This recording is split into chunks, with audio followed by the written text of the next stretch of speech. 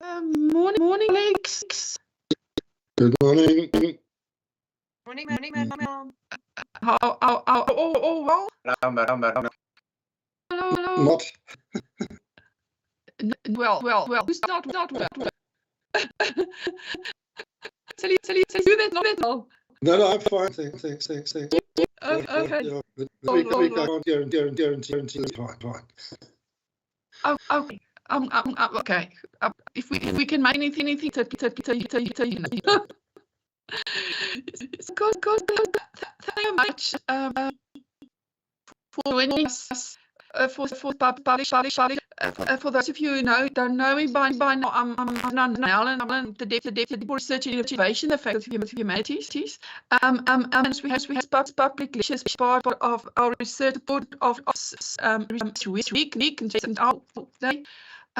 So I'm really very happy to see so many colleagues are joining us, and of course much appreciation to Yodan and his who organized this specific public lecture. Very much appreciated. Prof. I don't want to introduce you. Just my really much appreciation for giving your time to do presentation. Really very looking forward to listening to you.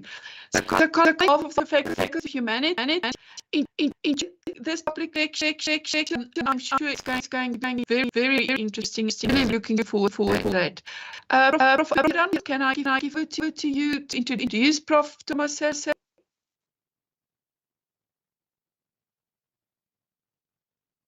Prof. Yoda.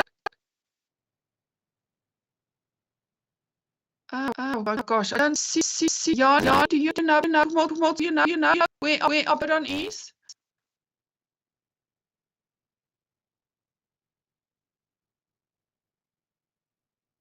Oh, I don't see. What? I'm going to call him now. Oh. You don't like cheating? No. Oh. I know, Prof. I know that as well with the link, but they phone me about you. They were busy with that. Oh, okay. Sorry, Prof. Silly. Let's just make sure that Prof. is actually all this public lecture on.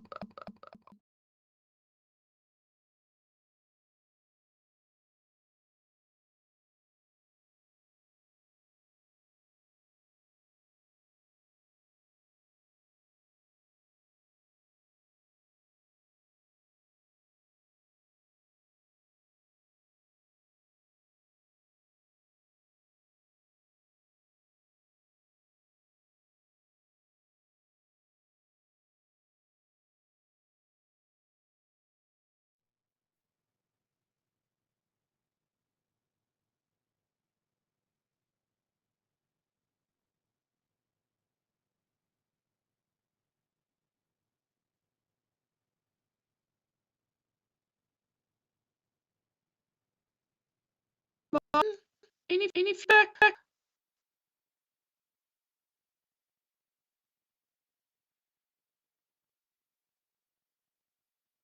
Wonders knowledge.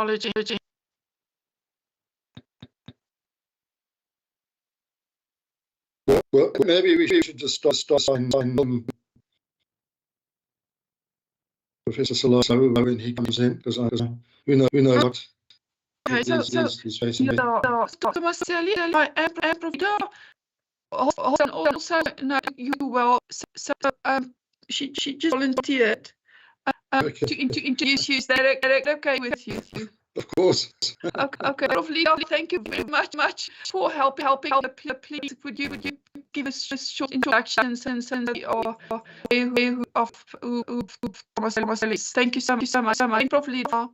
Good morning, Prof. It really is for me to and it is a wonderful opportunity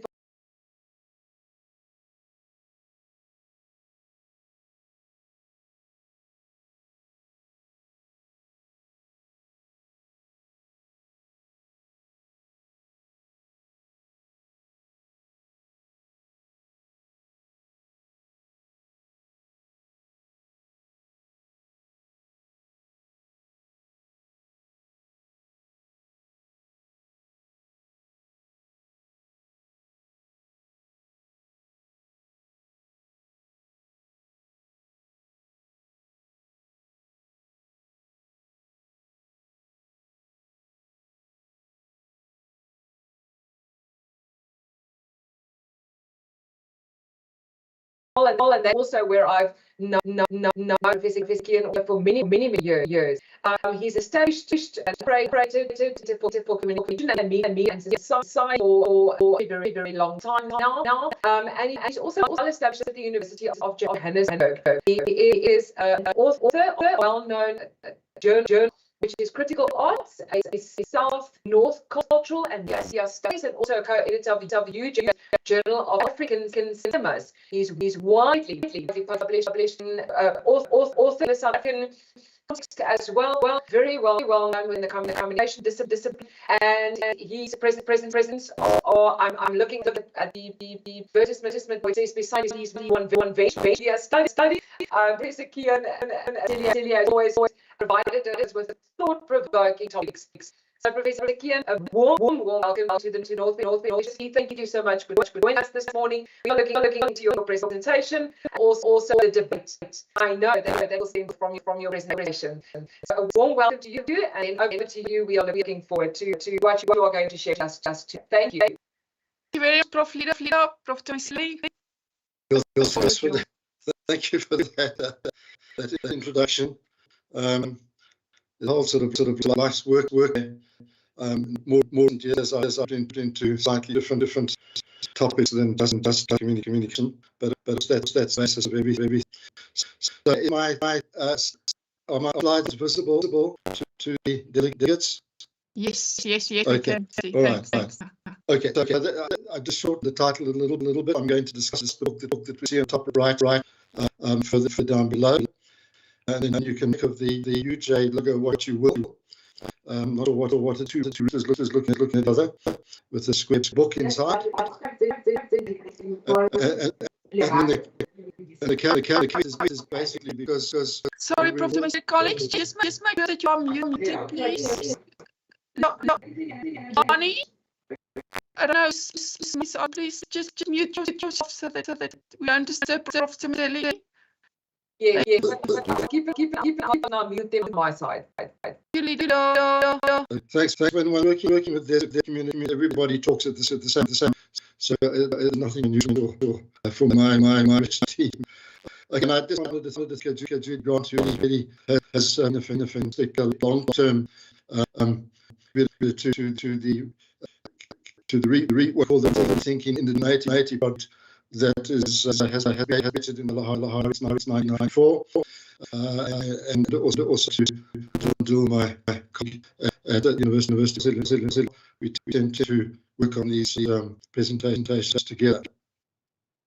Okay, so move on. Right. That's so just to go because I like to people talking the top right. I want to the writing. The book, the murder object conducted in this valley here, about 75 kilometers north of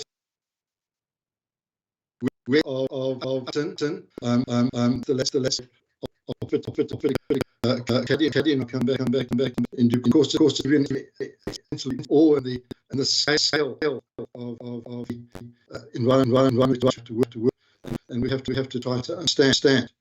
Okay, so this particular group here, my partners,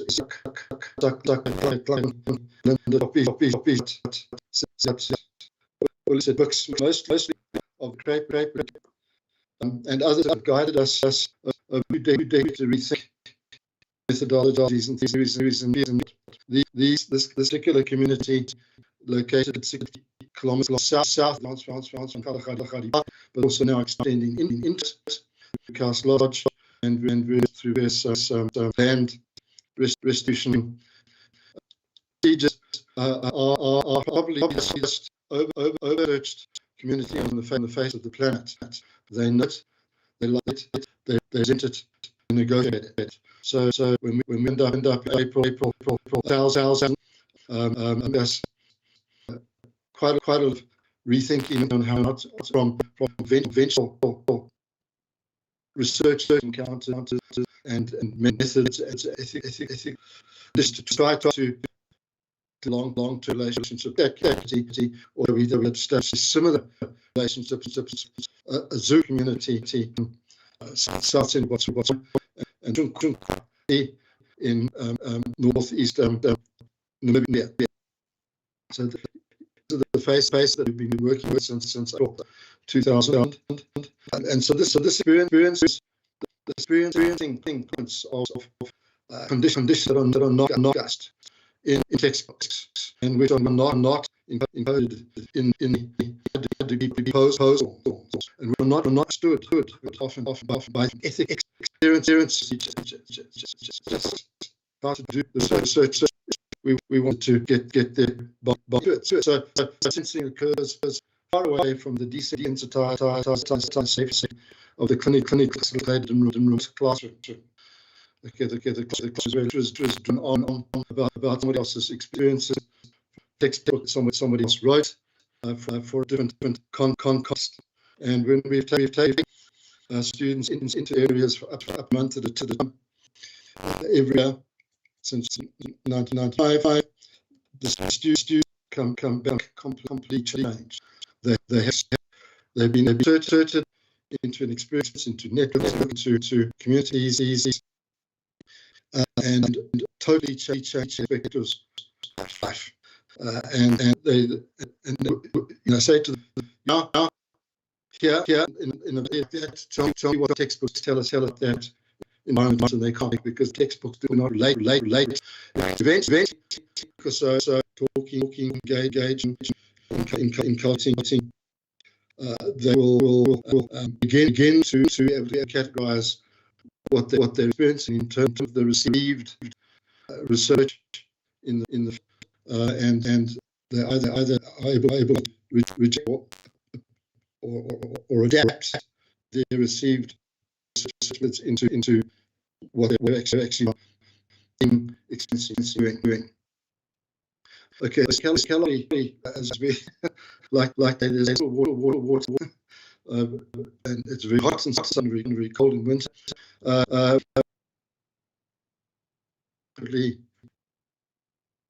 Our textbooks. Okay.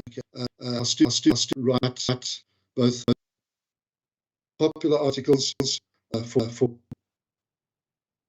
commentaries, and work with academic outlets, but they contribute to the books that publishers do of our hosts, who perhaps at standard 2, standard 3 education, and we worked out methodologies for incorporating their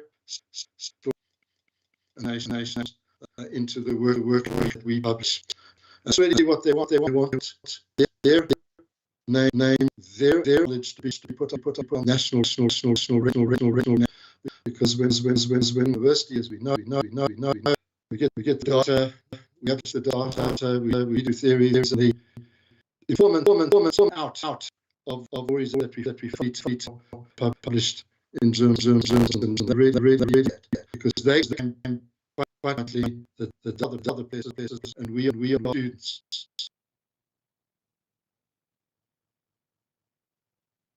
Animate how we've been working 2 decades, so that they're not just shadows on the screen, images and adverts, and the unknowable others that students study in print when students actually do read. Okay, so conventional science in these kinds of conditions cauterizes, clamps and conceals the position, influence or impact and disturbance of the researcher, while focusing solely on the researched, as if the researcher is not part of the relationship. We are always part of the relationship, even if we're in our offices. We're asking particular kinds of questions, phrased in particular kinds of ways, suggested by particular kinds of research proposal application forms. Nothing is neutral, everything is shaped, and the question is, do we interrogate those predetermined categories, and how do we negotiate them in the field? So cultural studies, which is the discipline that my journal that Lydia mentioned, cultural studies, critical arts, in the 1960s began to introduce a different way of understanding the world and interacting with it, what's called the lived, the object of study. Where does the researcher fit into the sets of relationships that are being written about. And of course, you have on the one hand, you have anthropology, where anthropologists live with communities for up to 10 years while researching them, hopefully with their consent. And then you have autoethnography, where the author, the researcher, the student, the visitor, the photographer discusses their own thoughts and ideas as they're making sense of other people in negotiating workable relationships with them. But autoethnography goes beyond E.P. Thompson's cultural, historical, dramatic narrative writing, which is known as culturalism. So cultural studies per se, Stuart Hall, is very theoretically based. Thompson's approach is dramatic narrative writing, trying to recreate a sense of being there from a reading of historical documents and then putting these into a storytelling framework that keeps us riveted and to the story. That's how A-rated scientist Charles van Onselen actually writes, and that's why his books are so engaging, because we get to know particularly the persons who he's been working with for long periods of time in terms of their conditions, their lifestyle, their challenges, and the way that they have made sense and survived. Okay, but now if you come into the Kalahari for the first time, particularly amongst the Kamani and the Northern Cape, it's quite an interesting encounter, because they will immediately notice that there are outside visitors, and outside visitors for them signify resources, and the begging economy comes up almost immediately. And so they riddle visitors, they play with them, they engage them, they ask for loans, they talk anthro-speak. Anthro-speak is where they sell back to the visitors the very stories that the visitors have come to confirm, whether or not they're accurate. We have instances documented where, when academics have employed local Kamani to assist them in data capture, for example, excrement or whatever, environmental things, they actually fiddle the data. And then they sit back and watch whether the academic researcher can actually determine that they have fiddled the data. So they're playing with you all the time. This is known as riddling, and it happens every time you go there. And the question is, you've now got to learn the discourse of riddling, and you interact that way. And eventually, after a couple of visits, when they're very surprised that the research team comes back, because very few research teams do come back. They come in, they parachute in, they sweep up the data, and they move out, and there's no benefit for the host community unless there's been some funding that changes hands with regard to interviews and data gathering. But the author then goes away and writes up their research, and then, my goodness, those of us who actually spend a lot of time with these folks and know what is going on, read fictionalized nonsense based on the riddling of the researcher by the host community, and the anthro-speak that they've bought into without actually cross-referencing or getting beneath the texts into the subtexts, and beyond the subtexts into the hidden layers, the hidden transcripts, which will be made available to serious researchers, provided the serious researchers invest in the community, because the community feels that they're investing in the researchers. And they also get fed up when outsiders come in and tell them how to behave, and tell them what they can do and what kind of work is appropriate for them, and also what they can be named. So Itzhak, for example, told us how the 1995 Vodacom TV Rugby World Cup advert, in which he and the Kamani had acted, was made. They showed us the site in a farm called Vitrai. They showed us the poles that were still there, and the markings on the desert floor that mimicked the rugby pitch. And they talked about what the narrative meant to them. Basically, this was their ability to argue, look, we also live in the real world. We live in the contemporary world. We have a future. we're not only living in the past, which is the way that most commentators of First Peoples frame them, as for example, in this poster here, the people depicted in the poster were filmed in the 1950s. The talk given by the lecturer was given earlier this year or late last year, and there's no connection between the people depicted and the clan that was actually studied in this particular group. And of course, if you're a sound person, you're going to pick this up immediately. This lecturer has used a set of images that have no relationship to the community that's actually being discussed in the literature or at a seminar, and they respond very negatively to that kind of misrepresentation. And then, of course, the even more irritating thing for them is when outsiders, particularly politicians, tell them who they are. This is what you're going to be called, irrespective of what they themselves wish to be called. So where else? And then they're told that they can't act in, they shouldn't have acted in the world in the Vodacom TV Rugby World Cup. Well, what are they supposed to do? That was the only outside income that came into that community that month, apart from the social welfare payments. Nobody tells me what job I must do. Nobody tells you what job you must do, but we all tell the so-called Bushmen what jobs they must do, because we're protecting them from themselves. Any community that has survived 400 years of colonialism from all parties in South Africa, let me tell you, they have a resilience that we can only dream about. Okay, now to come to the actual case study that I mentioned in a place called Bishipoort. That's the cover of the book. Those are some of the engravings that we were recording. The previous research done in this area was by somebody who worked there in 1924, and he had put little piles of stones next to the now fading engravings in the rock faces, so that when he came back or anybody else came back, they could be found.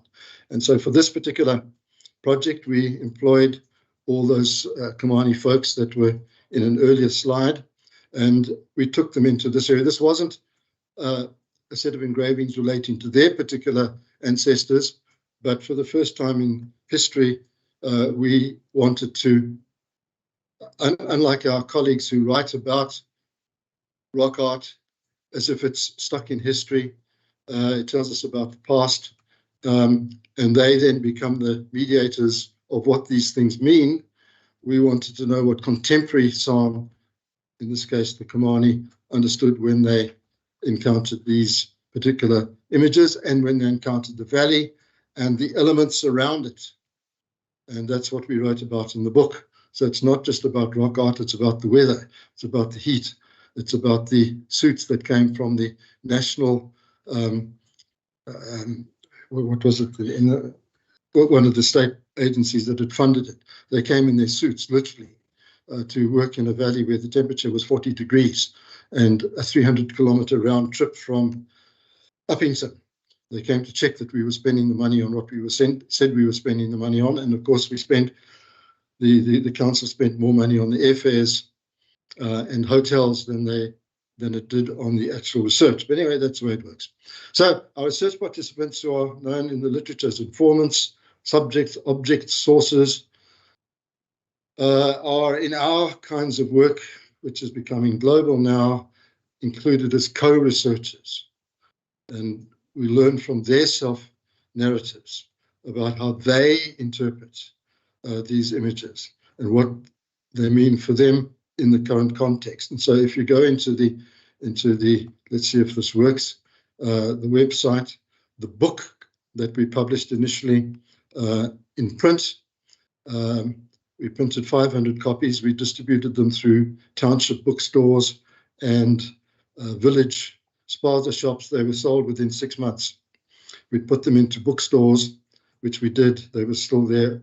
The 2 copies in each bookstore were still there after 6 months. So the readership, that is the broader South African, the uneducated, the non-archaeologists, the non-anthropologists, actually found this book of great interest.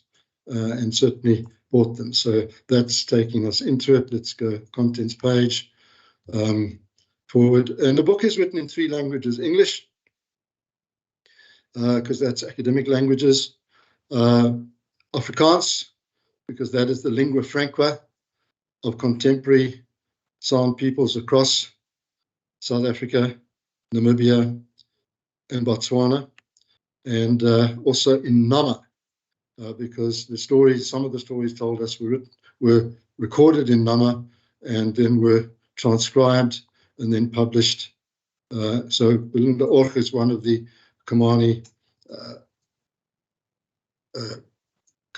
research participants.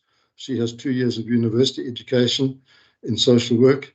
That's her husband on the right, Uliset Orch. She had previously been married to a Kraper, a Vetkat, an artist of note, who, with our assistance, had exhibited his work globally, especially at the United Nations. And these are the folks who've got something to tell us. Mary Langer organized it. I'm just trying to find the number bit.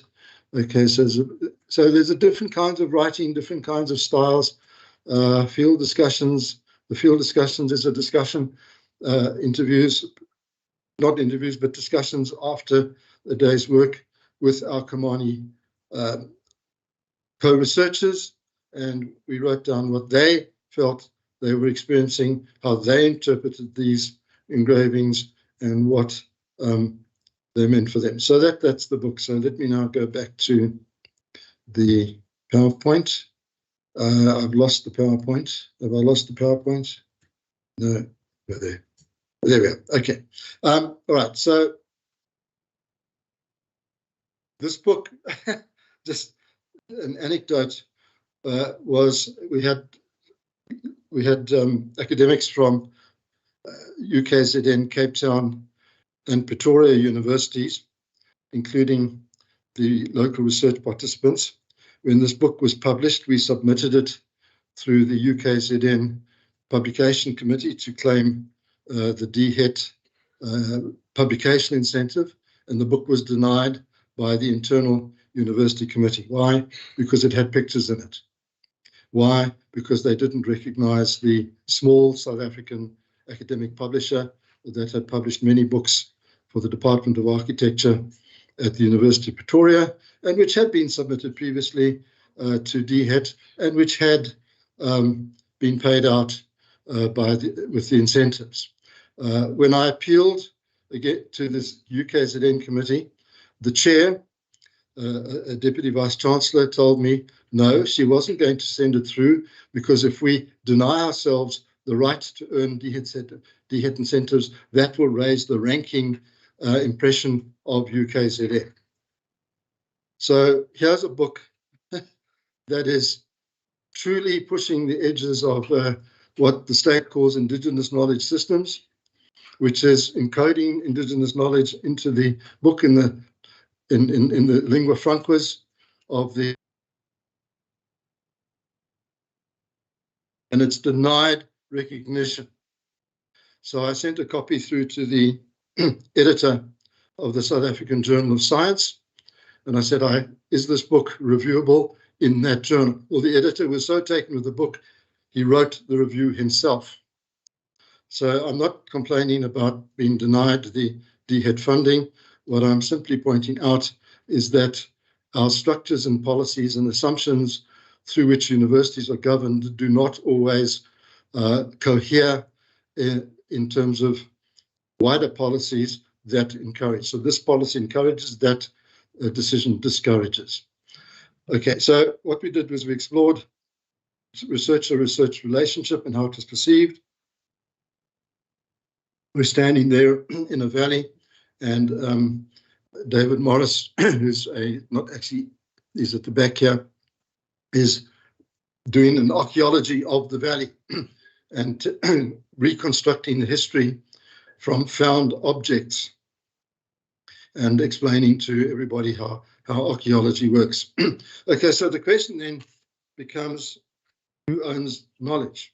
Who owns information? Which, of course, is a big issue in the current context of open access publishing and the attacks on international publishers in terms of copyright issues and costs.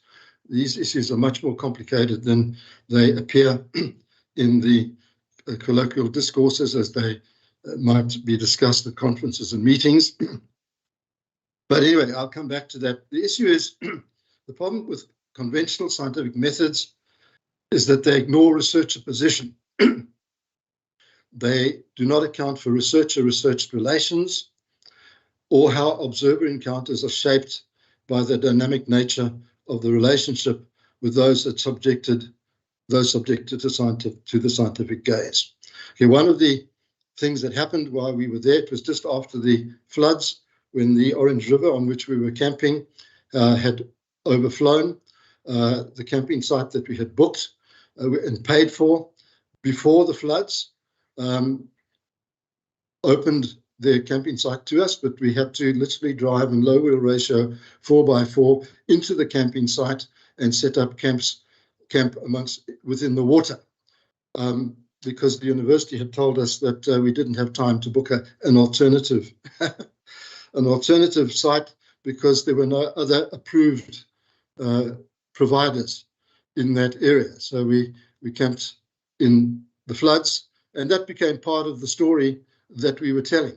And while folks like me who come from a materialist background were writing about the impediments of the weather on what we were doing, our Kamani colleagues were writing about God and supernatural signs and in symbolic terms that did not relate to the material. That's all part of the story that we told. So who may produce knowledge is the other thing. Who may own the knowledge and who may disseminate knowledge, that's perhaps an issue for another meeting, but things that we need to think about all the time. I'll come back to a short example later in a few moments. Okay, so research methodologies shape who can speak, to whom, under what conditions, and through what channels.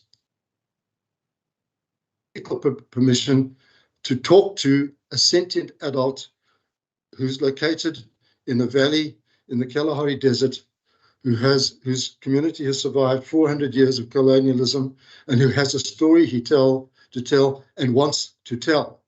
He also wants to know how it's going to be communicated. But we're told we can't talk to him because we didn't put his name down in the ethical clearance form, because we didn't know that this person existed at the time we were writing up the proposal. Well, that is an insult to that particular individual, and sometimes it can take a day and a half to find somebody who's referred by somebody else, who's referred by somebody else, in order to build up a network of contacts who want to participate in the academic environment. We need to rethink our ethical clearance forms, which are based on biomedical models. Biomedical models, they work fine, they don't work for humanities. So then academia produces a discourse that authorizes certain people to speak and correspondingly silences others, or at least makes their voices less authoritative. So if we interview our sources and they tell wonderful stories, especially in Afrikaans, they have an extraordinarily poetic way of speaking. Well, now we have to get them to sign release forms. They're very suspicious of release forms because the previous forms they signed were with governments and with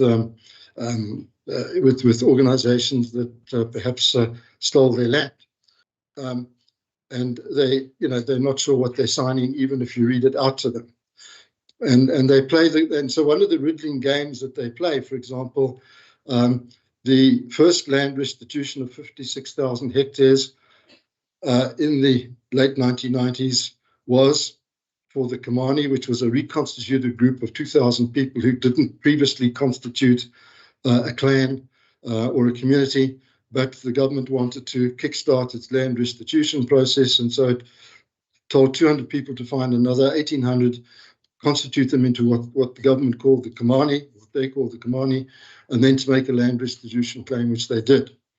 And part of the claim also, a whole lot of resources then came in from various sections of government. One of them was a luxury lodge called Kaus Lodge, built on a sand dune in the park, over which they now had access rights.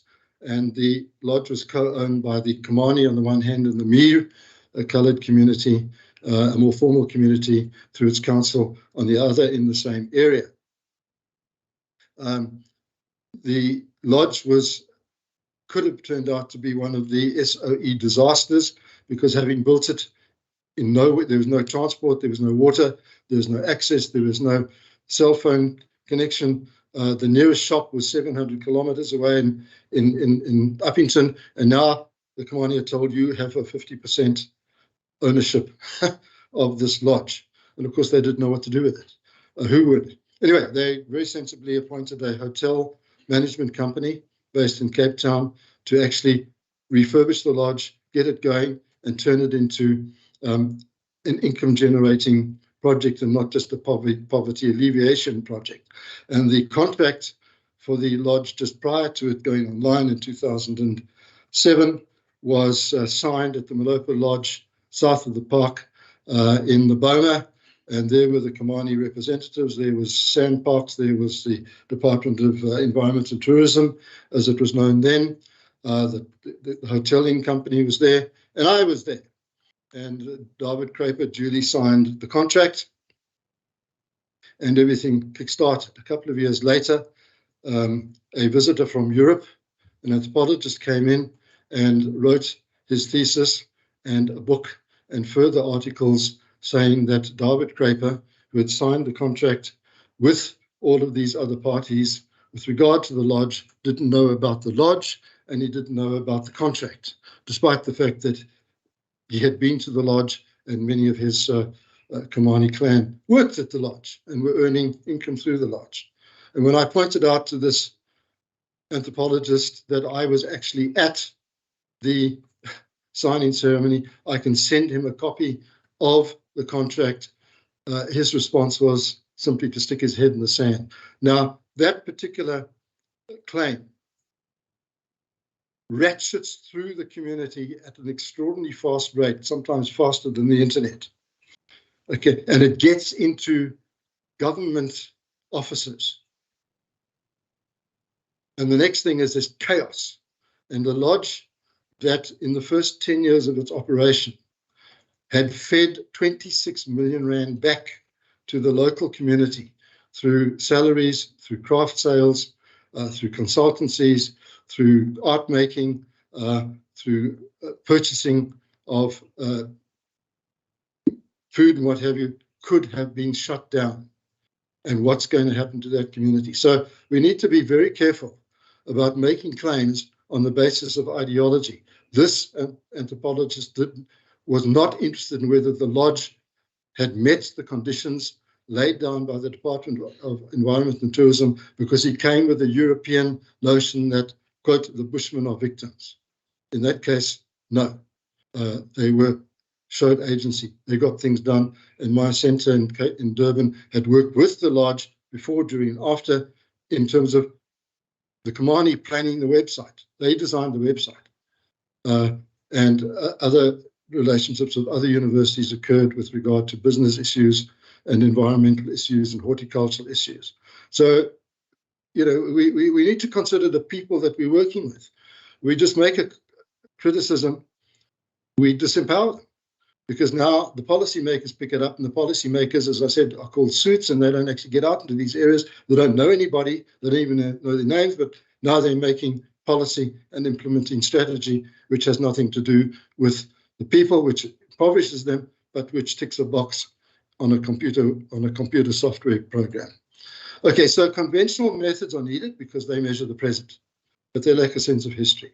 They lack feeling, they lack intuition. That's where the lived comes in.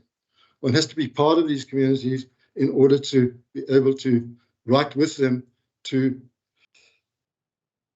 tell the stories in ways that they can recognize, not just academics can recognize, because they've now been abstracted beyond popular access. So data is objective and discrete, and it's useful for policy planning, but we have to always keep the humanity in with it. So I'm just going to jump on a little bit, because I think I'm taking a bit of time here. Okay, so ways of knowing are always partial. They're relational. They're in the process of becoming. All of these ways, methods, if you like, center on the researcher-research relationship and how it is negotiated. And they change from day to day, depending on what personalities are involved and what can be leveraged from the nature of the relationship. So one has to work towards a position of trust. That takes many years. But once you've got it, you have to retain it. And that means if you're working with these communities, you're going to be visiting them for the rest of your life.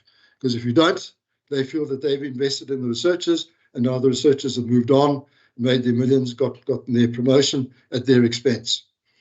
But there's a two-way negotiation going on all the time. Okay, so let's go on a little bit. Okay, I'm not going to go too much into autoethnography, but that's where we position ourselves in relation to the folks that we are working with and how they make sense of us and how we make sense of them and how we negotiate that relationship in ways that we can both recognize. Okay, oral history we don't need. Okay, knowledge. Okay, let's go on a bit. Okay, so perhaps we need a new imaginary in South Africa.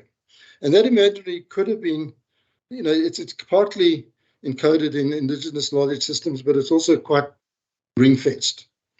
And I was part of a Academy of Science Humanities panel led by Peter Vale and Jonathan Jansen about 12, 13 years ago, where we were studying the value of the humanities for the economy, for education, for people. And we found that the humanities actually had a real role to play. But the framework that the Academy brought to bear did not really extend to conceptions of the humanities outside of the conventional textbooks.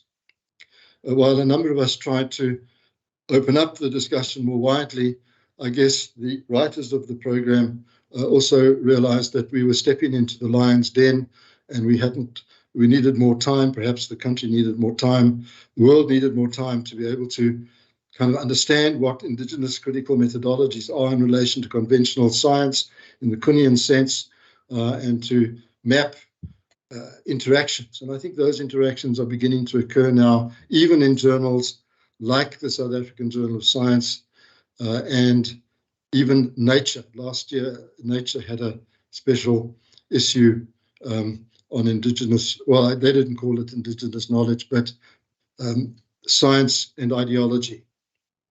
And so the understanding is that truth becomes a moving target, and it's negotiated between different paradigms, and it shifts as those negotiations interact with each other and find the weaknesses and the strengths and so on. So knowledge is not a product, but a moving target.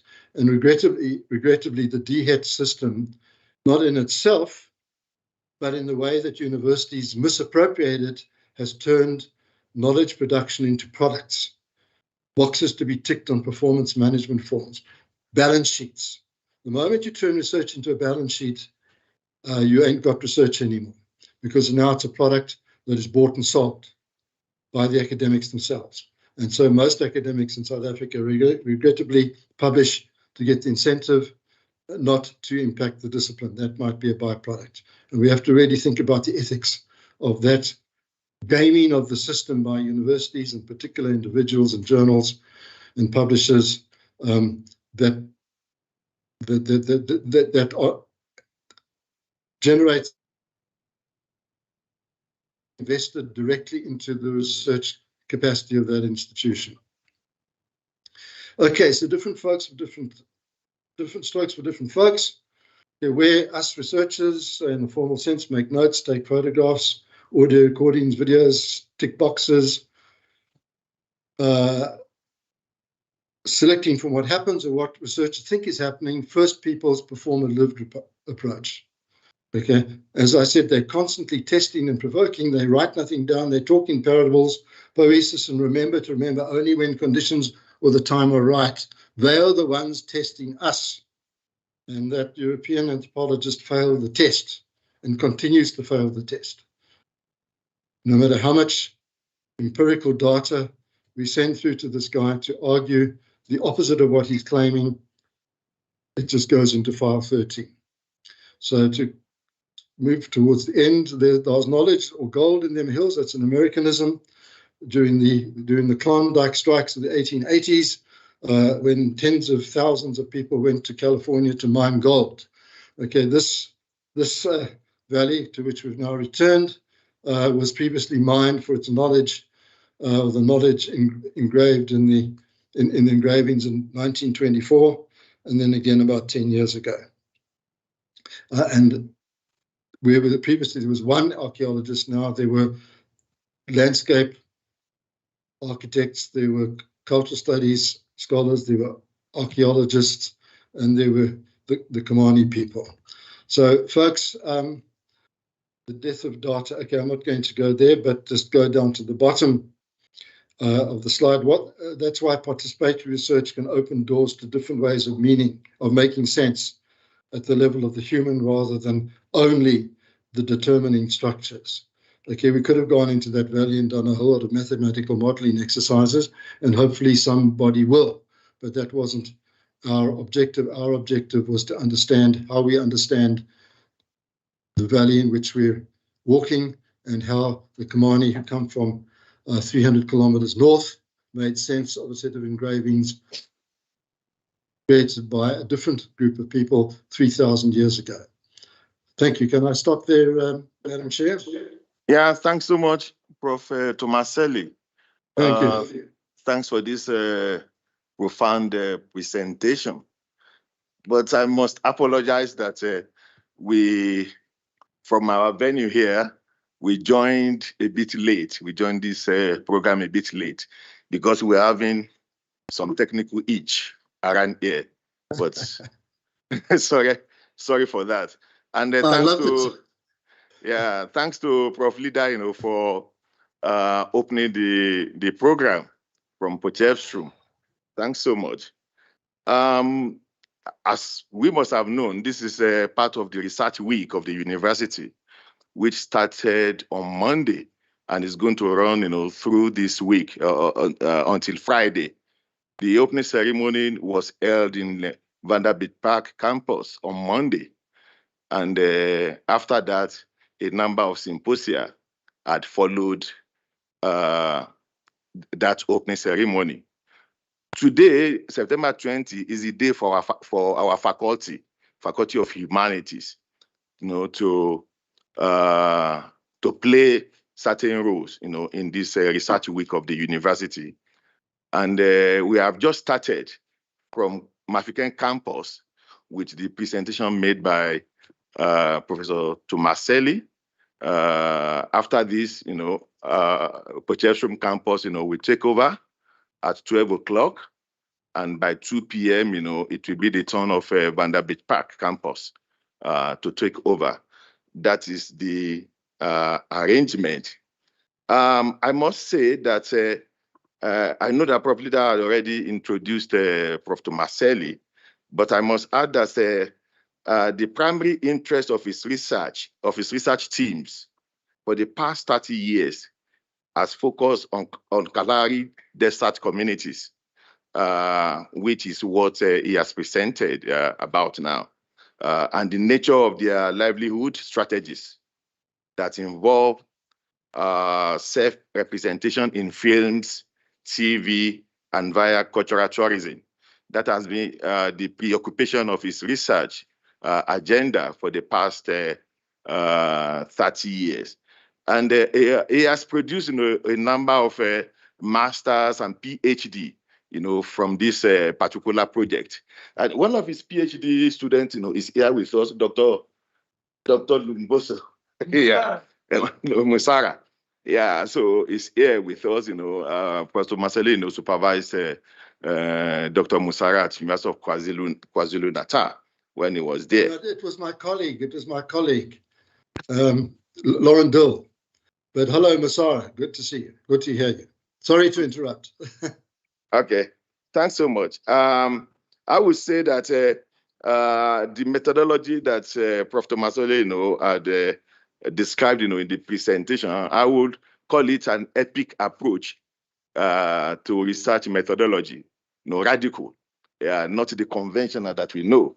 I said epic because borrowing from Bertolt Brecht epic theater, where the audience also become, part of the drama.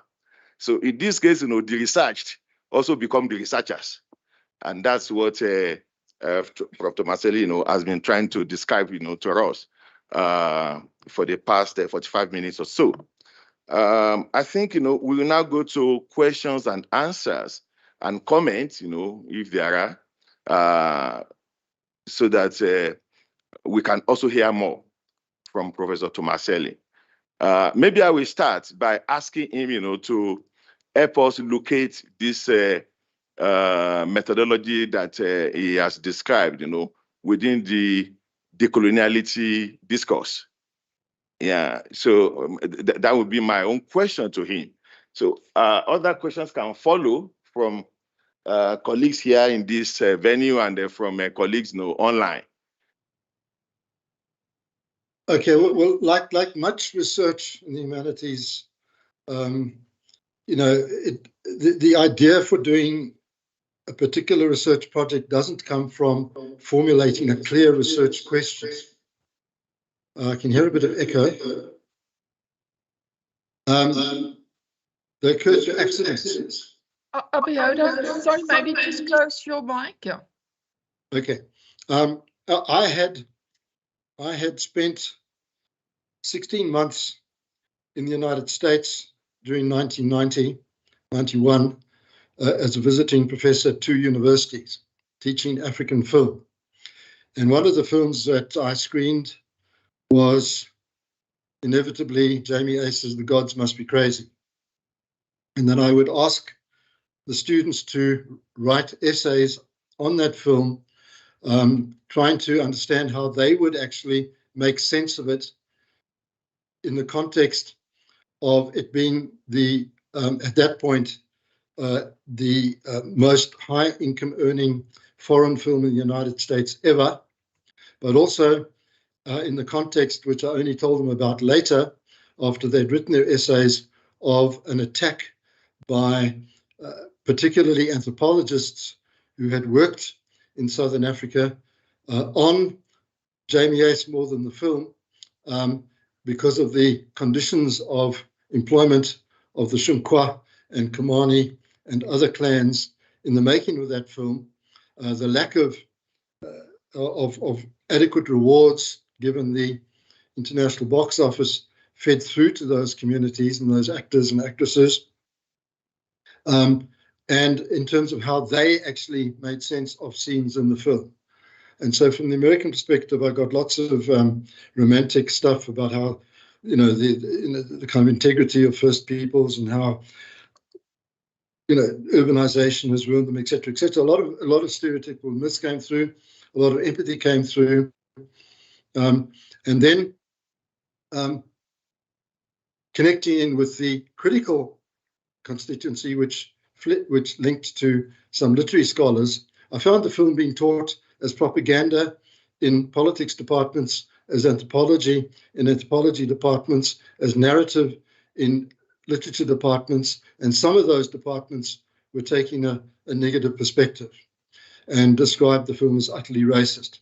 But this, international audiences, including in France and globally, didn't see the racism that the critical constituency, it's a small constituency based around the Association for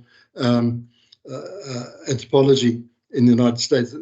They were on their own. And I'd also taken some other films which were much more anthropological. And there was a lot of criticism because those colleagues were now criticizing their own filmmaking of First Peoples, particularly in the Kalahari Desert. So new techniques, new ways of understanding films, new theories of making sense of what we're watching, but also how we make them, were now beginning to infuse through a discipline called visual anthropology.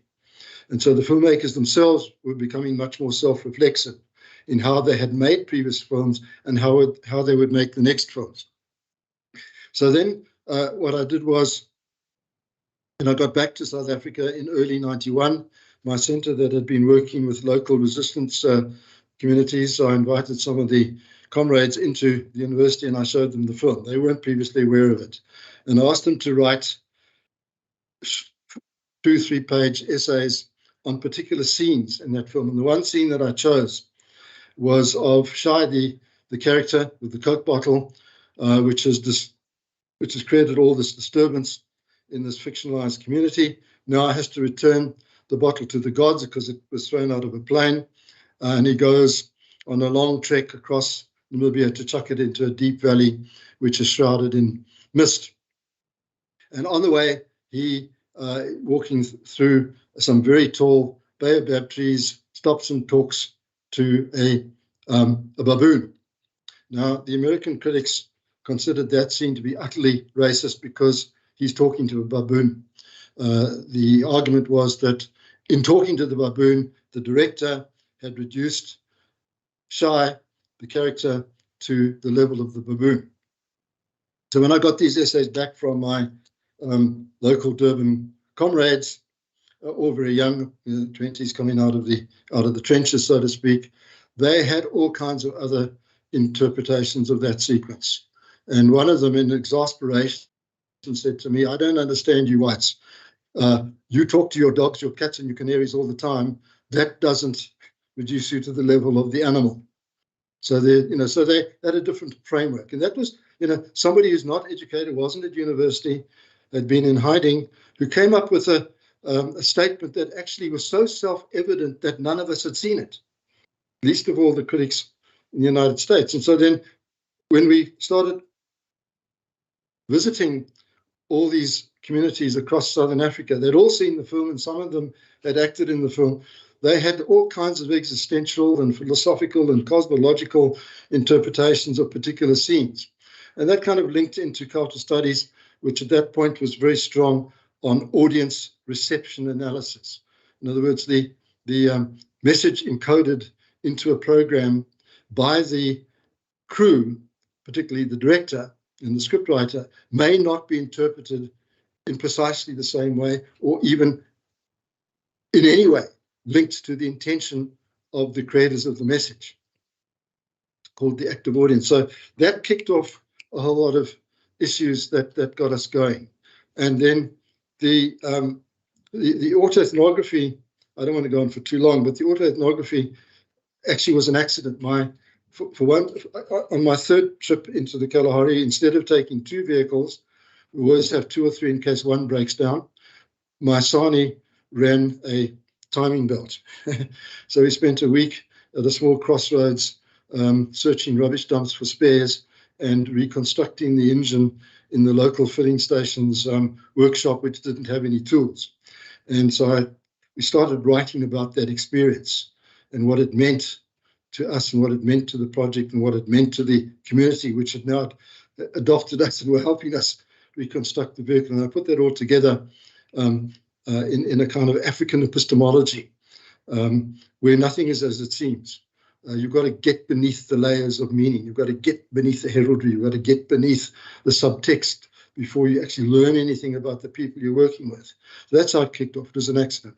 And then I sent it to an American journal, Qualitative Sociology, and they wrote back and they said, "Oh, this is a qualitative, what's it called? Critical qualitative indigenous research methodology that you've applied." I'd never heard of the term. Anyway, Norman Denson, the author of a 800-page textbook on the project, sent me a copy of the book, and that kick-started the whole thing. So across the world, there are now teams of sociologists, anthropologists, literary scholars, all kinds of disciplines now working within this much more humanistic, participatory set of methodologies in which the human is understood in relation to the determining structures, which is not something that positivist research can relate to very easily. That research is still needed for policy and planning, but it needs to accept that there are different ways of making sense towards what semiotician Charles Peirce calls the final opinion. Okay, that's that. That's that one. Okay. Questions? Okay. Dr. Musara?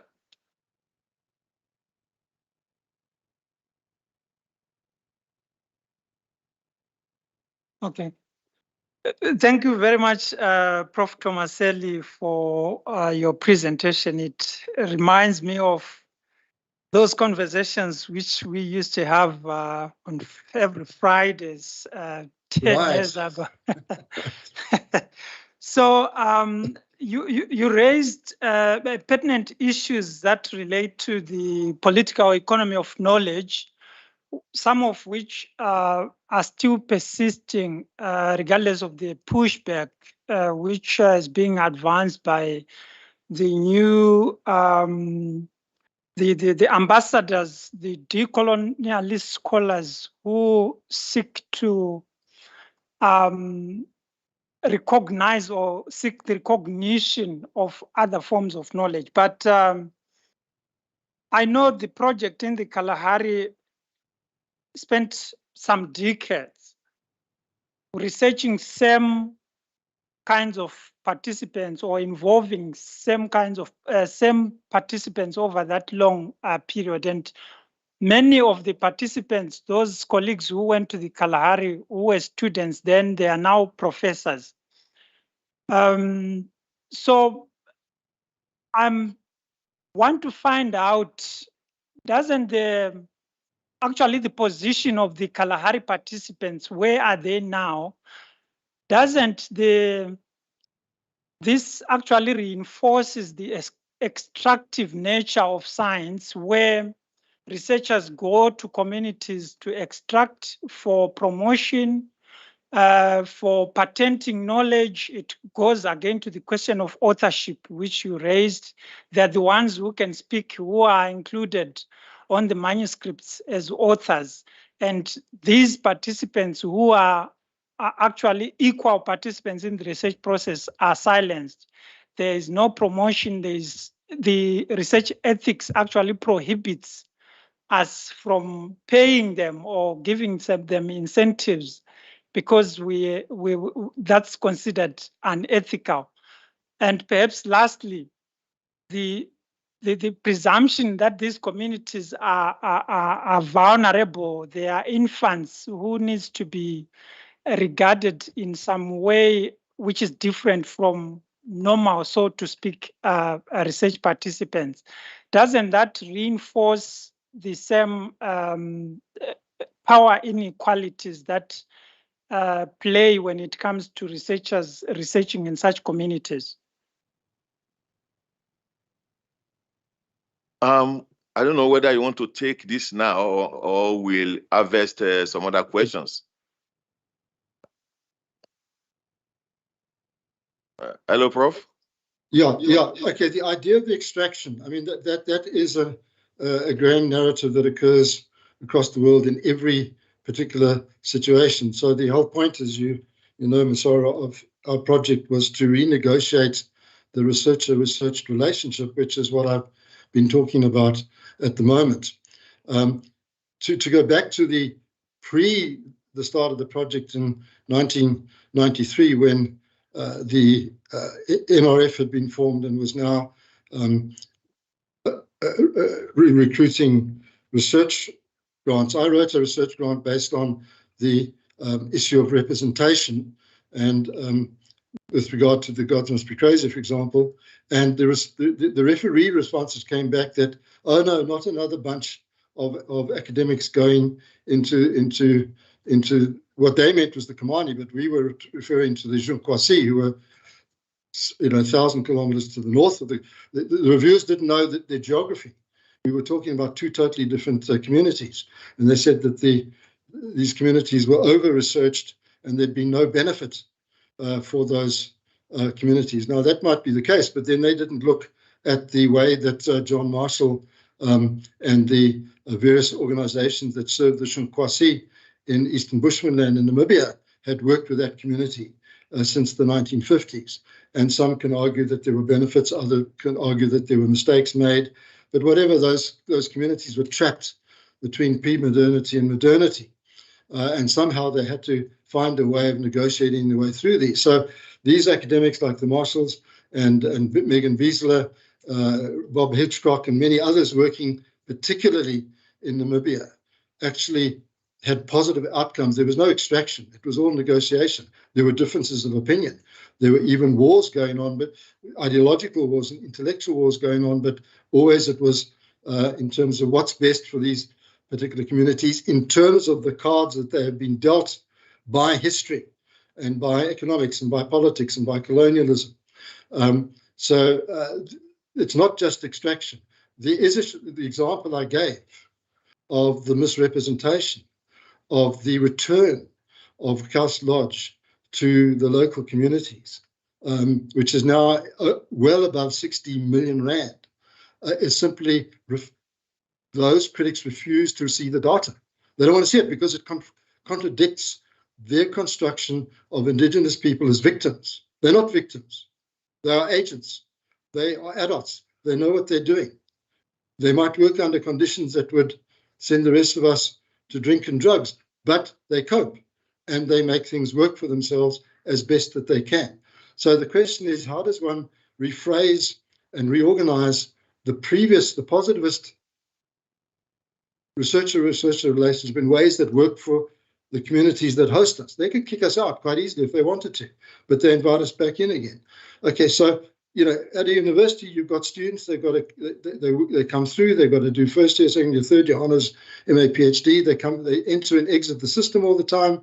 They've got to tick boxes that the university sets. They've got to tick boxes that NEFSA sets. They've got to pay off their debts when they get a job later on. Where are they? Well, many of them are still involved with these communities on a wide array relationship. A number of us were previously, a couple of months ago at Platfontein, working with a climate organization that is constituted with the KER and the KWE. We're still working with Castle Lodge in terms of providing pro bono cultural tourism research to help that lodge continue to be viable, especially through the COVID period. Jeff Sahumi, who was a scriptwriter in President Zuma's office and then President Ramaphosa's office, who then joined SALGA, now works with Parks Tower, was a PhD student working on cultural tourism with us in KwaZulu-Natal in the late 90s. He came back to finish his PhD at UJ, and he did a what he called a transdisciplinary analysis of the entire project. So somebody has actually critically examined the outputs in relation, not so much in relation to the benefits for the communities, but in terms of developing within the decolonial framework and a broader one, a global one, how the project has actually contributed to that particular shift in the way that the humanities should be able to think of itself in relation to other paradigms. So there's all kinds of processes that are going on here and which are continuing, sometimes with exactly the same people that you met at UKZN, but the rest of them have to go out and earn a living. They've got families. They can't all stay within in the picture. And one of the questions that the early folks that we met, all of whom were identified here, asked on our second visit, "Oh, fantastic that you've come back. We now take you seriously because you've come back for a second visit and a third and a fourth and a fifth. But where's so-and-so? I worked with Anthea. Where's she? Well, she's now working in Cape Town and has to, she's got a research, market research thing going. But we've still got her thesis, and her thesis is now, on the record at SARSI and is available, to the communities and whoever wants to read it in terms of developing, beneficial relationships, which include I must tell you, the Human Rights Commission, which has now had 2 meetings there and nothing has happened. It's the academics who are in the field who actually provide the transport to the hospitals and get the kids into the schools and feed people when their SASSA grants have run out. The extraction that you're talking about is yes, that's the historical framework. We've tried to reposition our project, and other projects do the same. We're not the only one in terms of longer term relationships in which there are negotiated approaches rather than simply extractive ones. We would never be extractive. The extraction comes from self-appointed, government-recognized councils that have no relationship to those particular clans now claiming to speak on behalf of them and acting as gatekeepers to prevent academics to come of whether they actually do represent those clans, and those clans actually are very dismissive of those kinds of gatekeepers who they see as preventing resources from getting into the community. So, the whole thing is incredibly fractured, and what happens in one small village in the Kalahari is reflected at the national level. State capture filters right down to the most remote places across South Africa. We don't have the same issues when we work in Botswana or Zimbabwe or Namibia, because everybody's a gatekeeper, everybody wants their percentage. And the people who should be getting the full amount are the ciphers who, for the benefit of everybody else. So a complicated answer to a complicated question.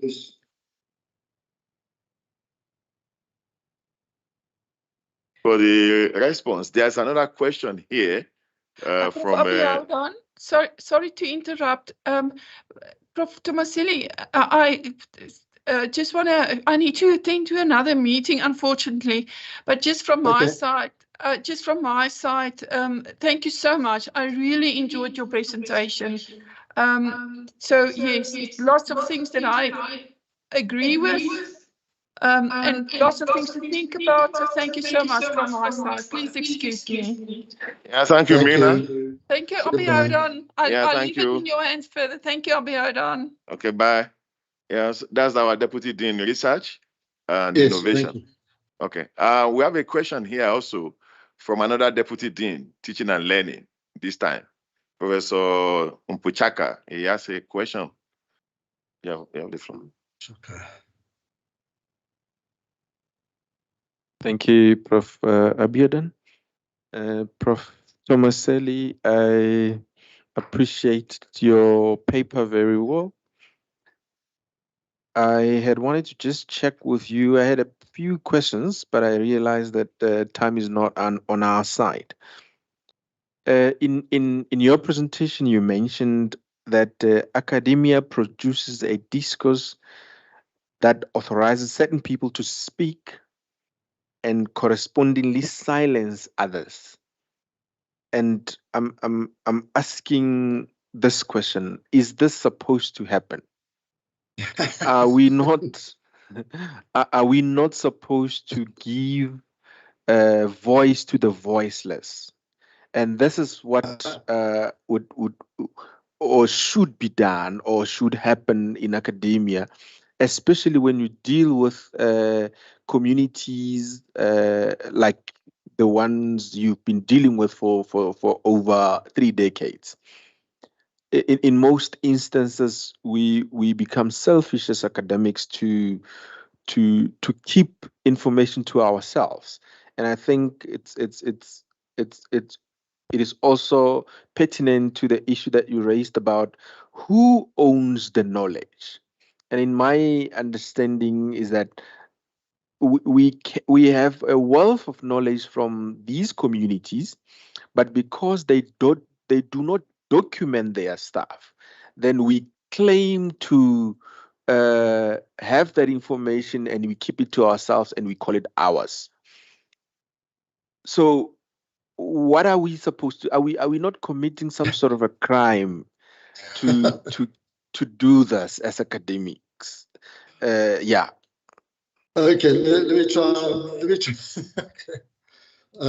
Yeah. Okay. Well, firstly, the academic enterprise works through the application of particular methodologies. The data that is generated by those particular and different methodologies, sometimes relating to the same research objectives or questions, can be very different. And they ask particular questions are phrased in particular ways, which means that there are certain emphases on what can be found and sometimes what is invented. So the silencing occurs initially because of methodology, but methodologies can't be all things to all people. We're not developing you know, a universe-wide theory of explanation is not possible. So we have to work within disciplinary silos. Sometimes those disciplines will mesh with other disciplines and open up new areas that we hadn't seen before. So our disciplines themselves are shaping the way that we approach our research questions, or the way we frame our research questions.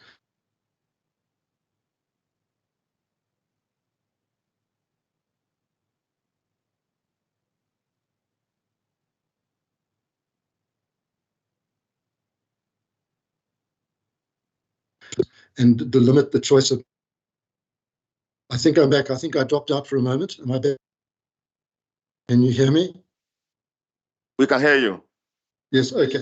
Okay. So the Thomas Kuhnian analysis of paradigm formation and paradigm shift emphasizes certain issues and it silences other issues. Therefore, you've got to find methodologies that fill the spaces, which is, I think, what we're trying to do.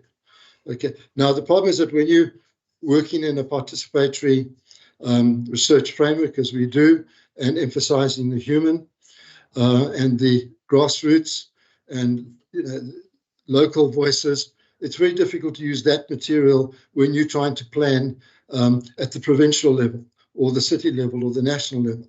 Those levels require positivist quantitative research in order to agglomerate patterns and constituencies to be able to budget, to plan, to implement, and to deliver. So it's you know, so the numbers conceal the human, okay, but the human reject the numbers, and so you've got different constituencies of academics: the humanities scholars who are terrified of numbers. You've got the social scientists who use numbers to look for much broader patterns. And, you know, so how do we bring those together? It's very difficult because they're completely different ways of making sense, aimed at completely different research objectives. One could be policy planning, the other one could simply, we want to put this on the record. So, yeah, your question is, we inadvertently silence something or other, or multiple layers of existing data when we're actually researching. I mean, if you look at the picture here of Bishopwood Valley, you can see that we're dwarfed by these huge rocks on both sides.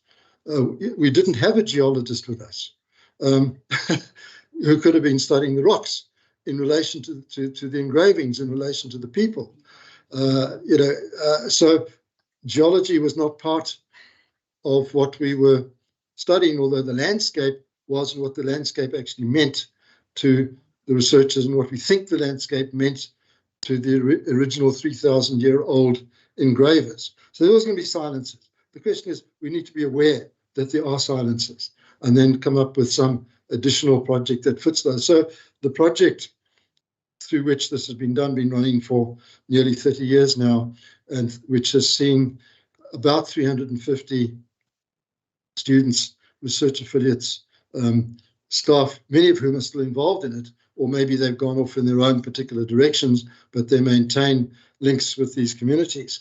The project was constituted on a very eclectic hybrid kind of basis.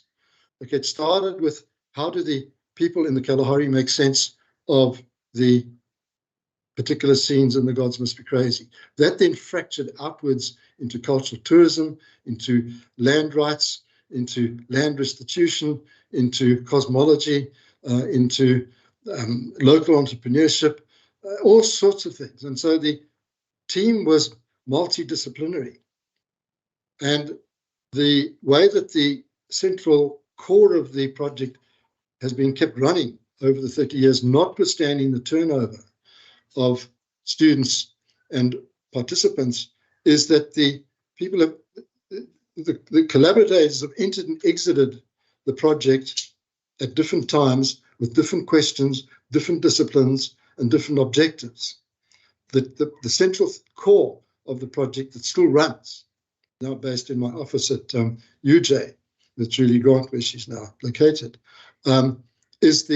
provides the coherence that is now recognized by our research hosts as being of value to their longer term objectives, not just what do these guys want to know when they turn up at my house. And then there's and then there's no further interaction. So their silence, they claim that they have been silenced by the conventional research paradigms, because, as they point out, as do Indigenous people all over the world, and as I mentioned earlier, they are the ones with the knowledge about their communities. The professors come in with no knowledge at all. Our hosts are the teachers, we are the students. They want their what they call their knowledge, that means information, interpretations, story. They want them on the record. They're written out of the record, because once the student comes back to the university, they take all this empirical data, they run it through different models, abstract models, mathematical models, statistics or whatever, and the individuals are written out of the story. So when they read the book or the article, when it comes out, they're looking for their names. And unless their names are there as co-researchers or co-authors or acknowledged in the acknowledgements part of the article, they feel disempowered, they feel dispossessed, they feel silenced, and they talk about this as knowledge theft. Our research committees don't understand any of those concepts, because our research committees often are located in conventional frameworks, paradigms, conventional methodologies. They're also constrained by national policy, which has now imposed the biomedical model of research ethics onto all disciplines, including anthropology, for which it is not always appropriate. And it's the structures, it's the discourses, it's the regulations, it's the policy, and it's the assumptions behind all of these that result in the silencing of the people that you see in the valley there. So we're trying to find ways to unsilence them, to build them into the national record, into the international record. And many anthropologists do that, but it's working against the grain, because now you've got these ethics things that say you have to anonymize your sources. Well, our sources don't want to be anonymized. Why can't we ask them whether they want to be named? Why does somebody in the research office who's never been out in the field, particularly this field, now telling us that that person can't be named? That person is 35 years old, has probably represented the Kamani at Geneva, at the United Nations. Now they're told by a research bureaucrat that they can't be named. And that they have to sign all these forms, which actually irritate them. And they chase those people out of. You've got to find other ways of So trust is the one thing. Oral history has to be part of what we're doing. The oral history might be completely wrong in terms of the published literature, but then you put the two together and you negotiate, the outcomes. So yes, I take your point, and I understand the frustration, because we're dealing with this more and more every day as the restrictions on what we can do as researchers increase every day. If I put my journalist hat on, I can write what I like. I can interview who I like. I can name them. I don't have to name them. But if I put my academic hat on, suddenly I'm constrained by forms that have no relationship to what actually is needed in the field. So snowball sampling may well be outlawed at some point, because the researcher didn't write down the name of somebody you found after 3 days of looking, who you didn't previously know exist, but who's been referred to you by the entire community. Now you found this person. Now you've got to say, I can't interview you on the record. I've got to go back 3,000 kilometers to my university. I've got to resubmit the ethics proposal. Then I can come back another 3,000 kilometers, by which stage he's moved somewhere else. That's another 3 days to find them. So what works in some contexts is completely dysfunctional in other contexts, and that's really what we're trying to expose.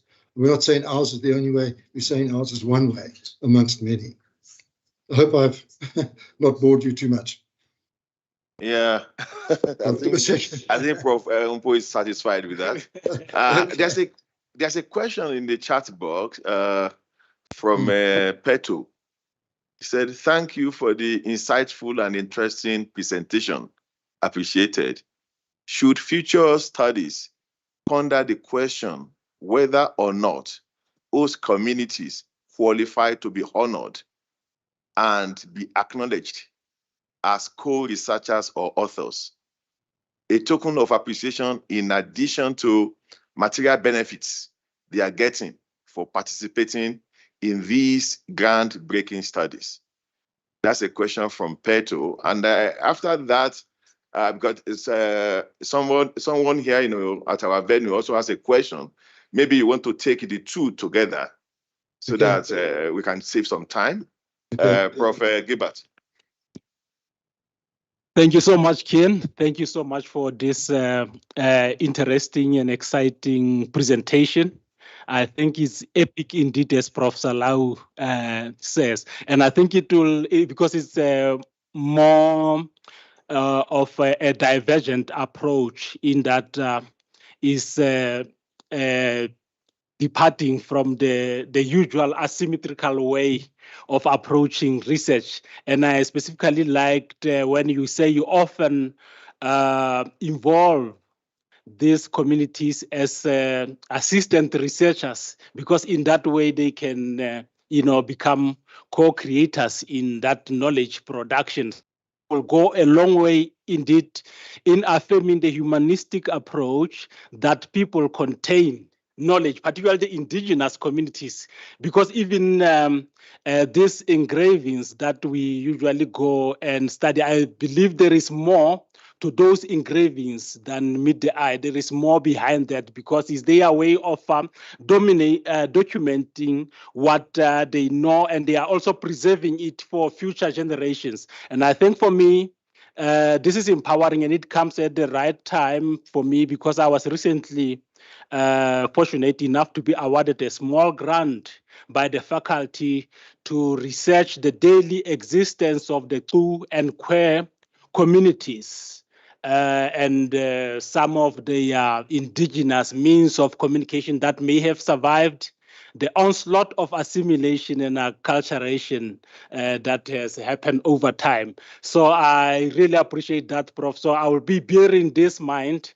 as I go about this particular research. And the reason why I say there is more to these engravings that they left on rocks is that a specific case in point is that those that came from Namibia after the end of apartheid here in South Africa and elsewhere, Angola, etc., they specifically sought to stay at a specific place in the Northern Cape where they the past generations left those engravings. For them, there was a lot of meaning behind those engravings. So I really appreciate that, Prof. I think I will be engaging you more around this research outside this discussion, of course. Thank you so much. Thanks, Gilbert. I think that the site that you're talking about is known as Wildebeestkale, which preceded by thousands of years the arrival of the Kwe, who were relocated from Angola after the end of the war. But that site has been allocated to those two immigrant communities. The problem that you're going to face there, and I think that we can connect you with the local archaeologists and the museumologists and so on, is to keep the site viable. Because it's falling in, it continuously falls into decay. Julie and I were there recently. It burns down. People steal the boardwalk. There's not enough paying visitors coming through. It's degrading. The provincial government doesn't want to fund it anymore. There's a lot of problems, and one of them is the lack of identification between the Kwe and that particular Wildebeestkale site, because there's no direct historical link So one is, then needs to talk about the broader networks of San communities across the subcontinent. They're all different. They all speak different languages. Even the Ku and the Kwe can't talk to each other that easily. There's no common route except through the SABC run community radio station. So there's a tremendous amount of work to be done there. And there are people there who would be delighted. David Morris is one of them, an archaeologist who's retired now from the McGregor Museum, who's desperately trying to retain the viability of the site, as is the tourism department of the Northern Cape provincial government, which sees this as an asset, but which is unable to find sufficient resources or, in fact, security, because fences get stolen, the boardwalk burns or gets stolen. It's just phenomenal the amount of effort that goes into sustaining something, when in fact those funds should be going into capacity development. So there's a lot written on Wildebeest-Kale. There's a tremendous amount written on the Ku and the Kwe by us, but also by other international scholars who did do a good job, and which is work that is easily findable. So that's good news. To answer the first question from Rakoma, yes, I mean that is what I'm arguing for, is that the hosts simply want to be on the record. I mean, they start this begging economy when you first meet them, because it's a client-patron relationship, and they're trying to extract as much from you as they can. It's not you might be wanting to learn about their situation, but they're extracting material resources from you at every moment. But once that relationship of trust develops, that begging relationship disappears. And now we're in this together, we're South Africans together, let's see what we can do. So my argument would be, yes, acknowledge your sources if they're happy to be acknowledged. And if your ethics committee allows that, talk about the significance of your hosts or your informants in the works that you're doing, as our colleagues do. Some kinds of studies, as I pointed out, do require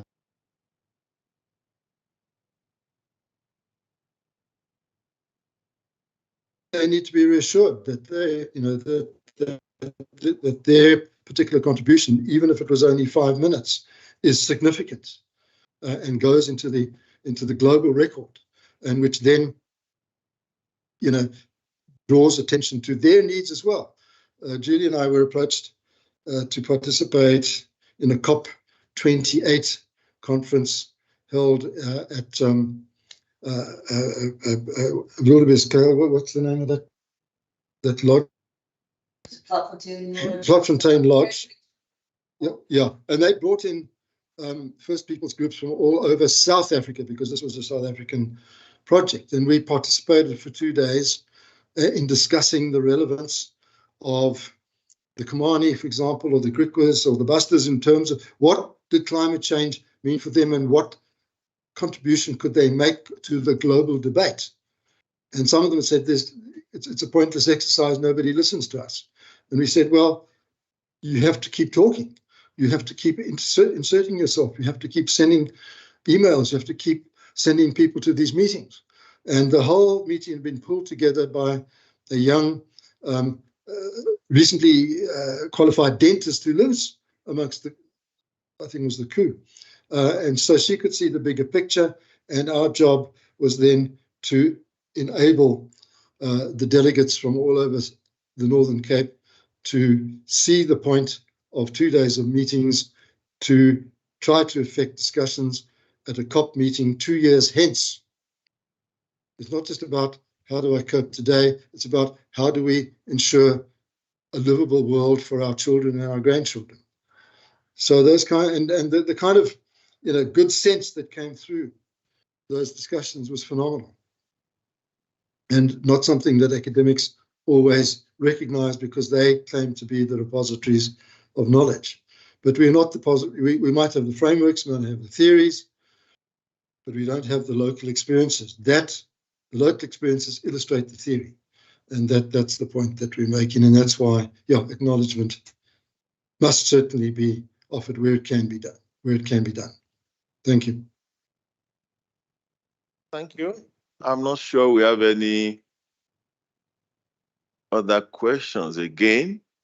I think we should just be rounding it off now. So we invite Prof. Chaka to give us the closing remarks. Thank you. Thank you, Prof. Salau, for the queuing me in. My job is quite a simple one, to provide closing remarks on behalf of the Executive Dean, Prof. Dumis Sanemoyo. First, let me appreciate the Deputy Dean, Prof. Mernanel, who is actually the leader in this domain, and the Dean, the research entity, ILMA Director, Prof. Abiodun Salau, Prof. Motsatebe, who's part of that team, and all the administrators in that regard as well. So as I close, I would just want to say, Prof. Keyan, I know you from many years ago, from when I was a student. We sat in one lab in communication here on the Mafeking campus. That's right. Where we were forced to write an assignment and not do injustice to that assignment without citing your book. Not necessary, but okay. So I remember that when I became junior lecturer a few years after that, met you in the circumconferences, and I always remember that. So I'm where I am now because I had to cite you in my honors year, long time ago. So this has been a very insightful session, and I just also want to say thank you for bringing us this remarkable paper on researcher-researched relationship with the Kalahari desert communities. This serves as a testament to your unwavering dedication to this field of study and your research for over a period. Your distinctive and radical research methodology, as Prof. Salau has pointed out, delves into the ownership of knowledge and engages with decolonial discourse, offers a unique perspective on the critical indigenous qualitative methods. And as we reflect on your insight, we are reminded that pursuit of truth is a dynamic and ever-evolving journey. And having you as a distinguished scholar like yourself to join us during this research week is indeed a privilege, Prof. We've been afforded a very indeed privilege that allowed us to gain valuable insight from the 3 decades of your research engagement, your experiences within these communities, and your contribution is significantly enriching us in our surrounding decoloniality discourse in the humanities. And we are grateful for your presence, your presentation today. And as I thank you, Prof, for sharing your wisdom with us, I also want to thank all the colleagues who actually came to participate in this discourse, and also were part of those who are actually virtual, which I am unable to see who exactly they are that side, but at least here we're quite happy to see your presentation and listen to you attentively and engage with you so much. So thanks to all the colleagues who came to this session. And I also want to thank the organizing team, the ILMA administrators, Ms. Busilong, and the IT team to also run this as it has been observed as a smooth process. Thank you so much and have a lovely day. Thank you very much, and to Abidjan also. Thanks to everyone. Thank you. I think this is the end of the of the program. Yes. Thanks so that's much. it. Yeah, thank Yeah. you so much.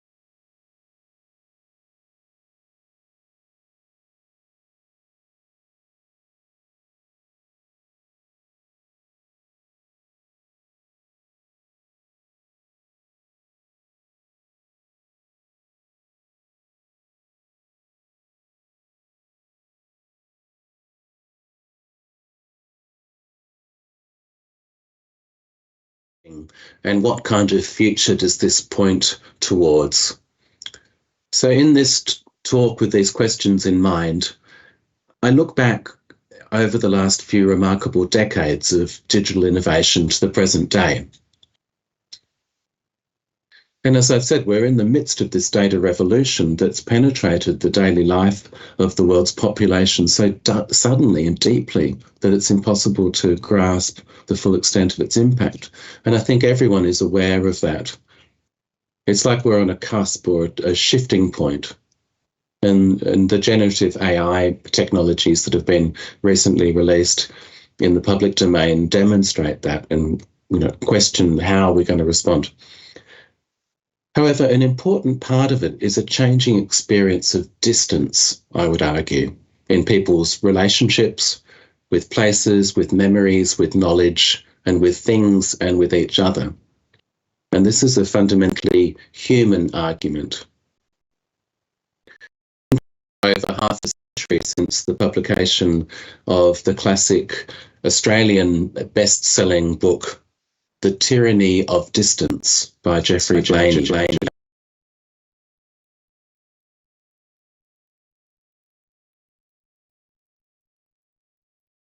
Of the 21st century, but he still stood by his thesis that distance was a key factor in shaping Australia's identity and history.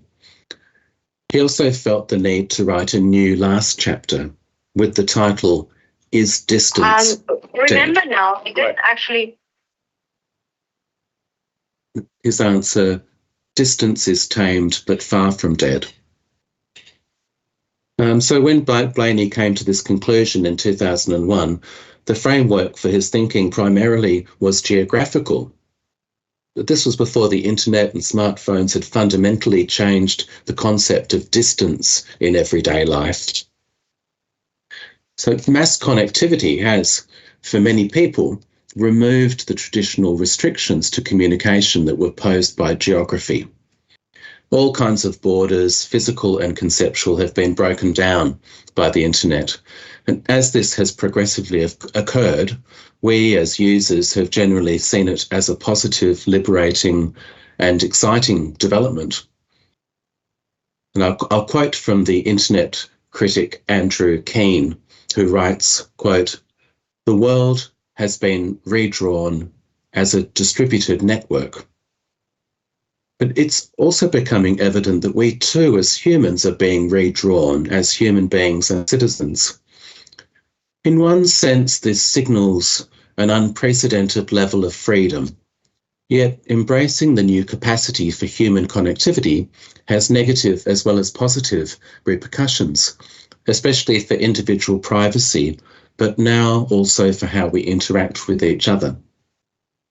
The demand to be connected and continuously open to others in order to justify and enjoy rather the benefits of connectivity also opens us up to surveillance, control and commercial exploitation. Our own personal boundaries are able to be penetrated. By embracing connectivity so warmly and putting our trust in it, we've also become its willing and obedient victims.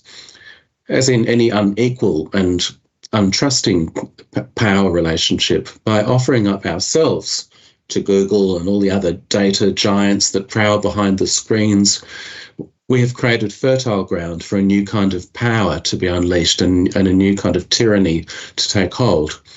And the source of this power until now has been a capacity for largely unfettered data collection and data mining. And I just wanted to pause at this moment to reflect on how the digital humanities field that I've been so involved with in an international context over the last 20 years or so has expanded from a focus on purely or mainly on computational approaches to really intersect with questions of digital culture, digital identity, digital activism, other much wider concerns that are really about human behaviour and society and the influence of the digital, not just about analytics and methods, but thinking about, how are we in the spirit of being in the humanities, how are we human in this changing digital world?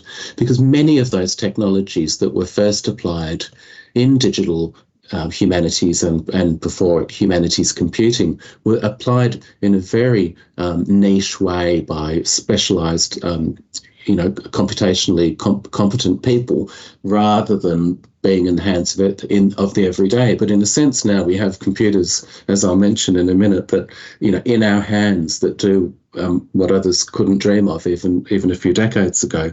So the field of digital humanities has expanded, and I think that's really exciting. And it's expanded increasingly toward this idea of privacy, identity, dignity, respect, inclusiveness, and all of the sort of concepts that then spread into a wider discourse of what it means to treat humans with respect in the world.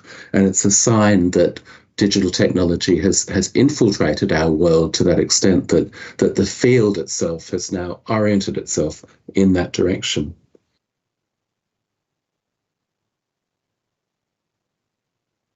So I wanted to mention that this date of the 25th of May 2018 was a historic day when the European Union General Data Protection Regulation, or the GDPR, came into effect after 4 years of preparation.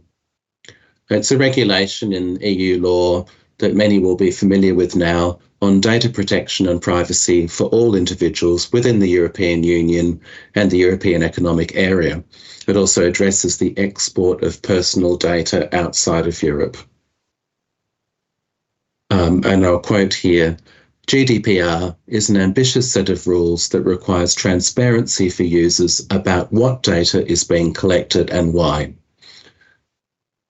So according to a GDPR compliance expert, for many years it's been, quote, how much data can we trick people into giving us? And, quote, we'll figure out how to use it later. And so that's not acceptable now under the GDPR provisions. And this commentator openly said, quote, are you kidding? If we told them how we were using their data, they'd never give it to us in the first place. So this shows a real paring back and focusing in on the restrictions around data gathering and use. So as ordinary citizens in different parts of the world, we didn't, or perhaps did not want to see this kind of violation coming. It's an unwelcome side effect of the removal of barriers and the abolition of distance that have generally been viewed as positive characteristics of the connected digital world. In a recent book, this has been described as a fourth dimension. Unlike the fourth dimension of 20th century science fiction, it's easily accessible and usually alluring and warmly welcoming. In fact, entry is so easy that we're now barely conscious of moving out of our traditional worlds into this new place, this digital space, created less than 2 or 3 decades ago, where space and time have been reconfigured. But in addition to the loss of privacy, there's another penalty to pay for the gifts and freedoms offered by digital communications technologies. They're so difficult to resist that the level of use of digital media is widely considered to be an addiction that's very quickly reached epidemic proportions.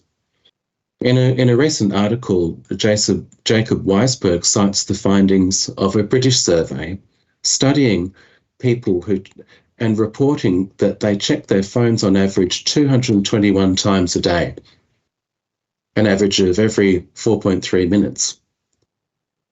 His article has the title Overdose.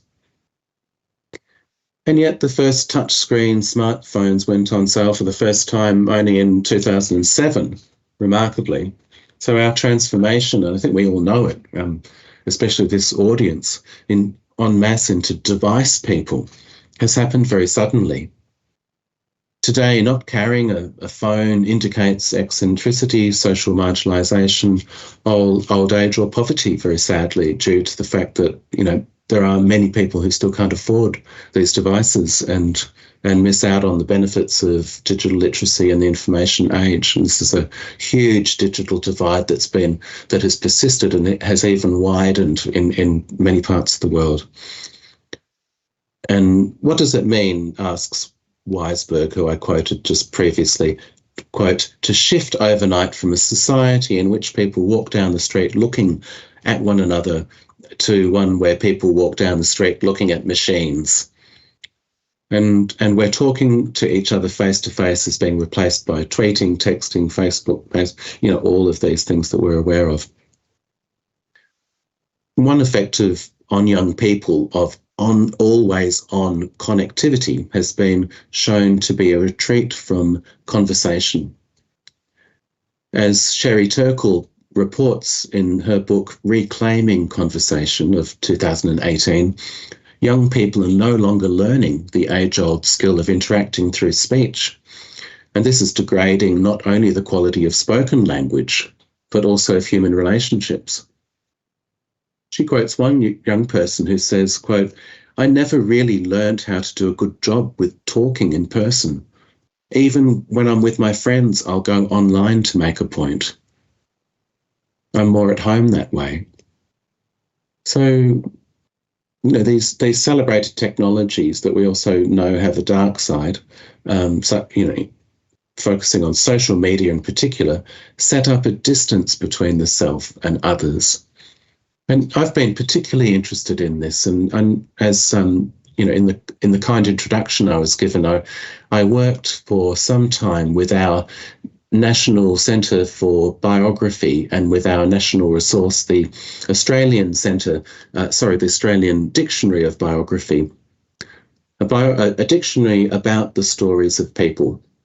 And it was during a time when it was moving from analog form, from printed form to digital version, and there were lots of discussions and decisions to be made about what that meant and what that would look like, and also expanding the number of resources that would be included. So I found myself increasingly drawn to this question of identity and how people behave in social environments and how they respond to technologies. So the social media can arguably set up a kind of distance between the self and others, even as it appears to connect people. So while this may be empowering on the one hand, there's also strong evidence that habitual interaction on the web rather than in person has negative effects. It can lead to, I'm quoting again from the same source, narcissism, disinhibition, and the failure to care about others, creating, quote, a world devoid of empathy where trolls and cyberbullies thrive.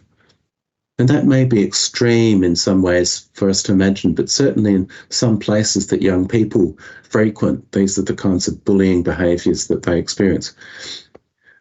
So I'm bringing this in, in terms of some of the negative takes on technology that we've become familiar with, because they've, as we've adopted them wholesale, the problems have only grown. Technologies are deeply influencing how we perceive ourselves, how we present ourselves to others, and also building new kinds of walls around us and putting distance between us.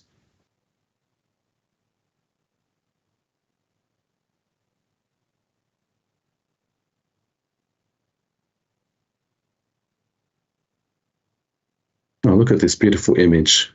The history of computers goes back to the first experiments by the likes of Charles Babbage, an English mechanical engineer who pioneered the concept of a programmable computer in the early 19th century. As in the case of most computers prior to the internet era, his analytical engine was designed for performing calculations, not for communication or information sharing. Very few people used or even saw such machines.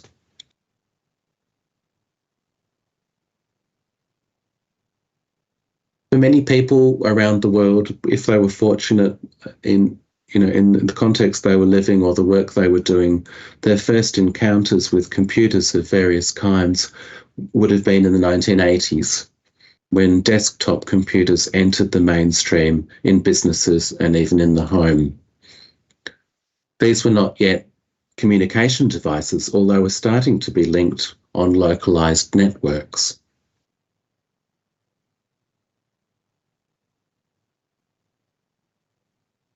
During the same period, something was quietly happening that would start the digital revolution. The network we now know as the internet was being established. The internet was initially conceived of for military and research purposes, and at first only connected a limited number of sites in the United States. But it wasn't long before the hypertext protocol and the World Wide Web were established, and new nodes worldwide opened this system to users across the globe, albeit still only a privileged few. If we compare the late 20th century, when the first personal computers and the early web appeared, with the third decade of the 21st century, one of the greatest differences is that the specialist computing power that was only available to a small number of people, almost entirely in the domain of the sciences, is now within easy reach of many researchers and even some of the general public.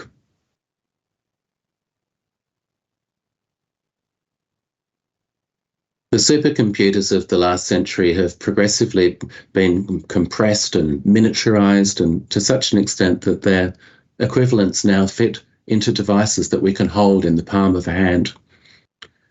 It was in the 1990s that the first laptops became readily available. By the turn of this century, there was much discussion of technological convergence of telephony, computing, and traditional media channels, such as TV and radio. And this represented another kind of collapsing of space and distance. It's happening now, and we're living in a time of truly ubiquitous computing. Our devices are designed to be always on, and so too is society, constantly connected. People experience separation anxiety when they're at a distance from their smartphone. Perhaps some of you are feeling it now, if it's turned off in your pocket while you're listening to this talk, but I'm guessing it's probably on. Another major change is that sophisticated software and services that didn't yet exist or were extraordinarily expensive are now often available free of charge. At the beginning of the 21st century, there were approximately 350 million people connected to the internet across the globe.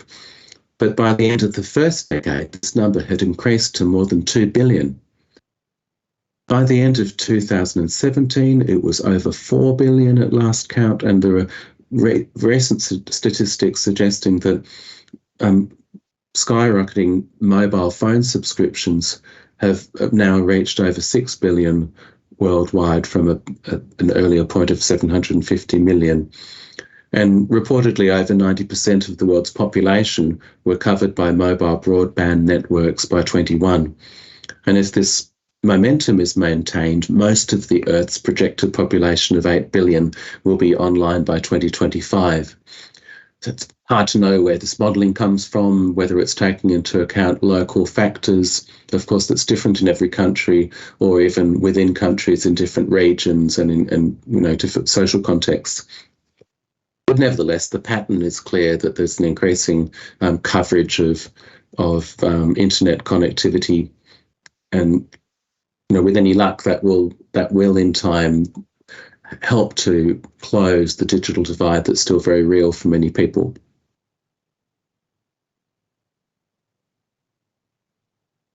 But it's not only humans who are caught up in the global web of digital connectivity, but also an exponentially expanding number of intelligent devices in what's known as the Internet of Things. There were about 30 billion connected intelligent devices by 2020, by some estimates. Last year, for the first time, the number of smart devices was greater than the world's population, which sounds like a remarkable statistic.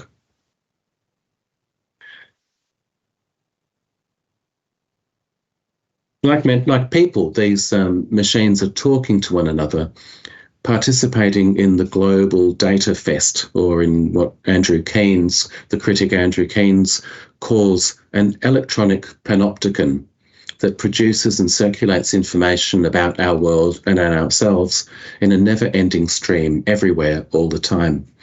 It's astonishing how quickly this world-transforming phenomenon has been accepted as normal and routine. Every day, digital technologies take a firmer hold on the basic systems that underlie the functioning of global societies.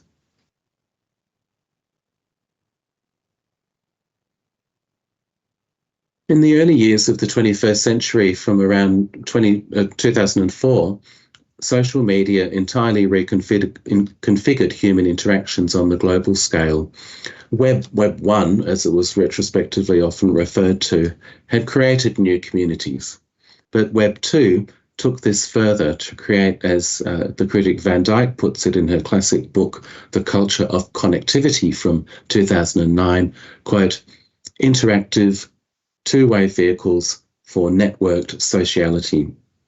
And this led to entirely new forms of mass communication and changing collective social behaviours. But these vehicles offered up new modalities for public and private expression and exposure, opening up possibilities and dangers that have been multiplying ever since. The scale and reach of social media is daunting. By 2012, Facebook alone was reported as having over 1 billion public users and has over 2 billion monthly users now. In one generation, we've gone from having practically no access to unfiltered information to having boundless, free and instantaneous public access to vast networks of online data and the opportunity to contribute to them. Citizen journalism has led to greater openness through immediate reporting from multiple non-official or censored viewpoints.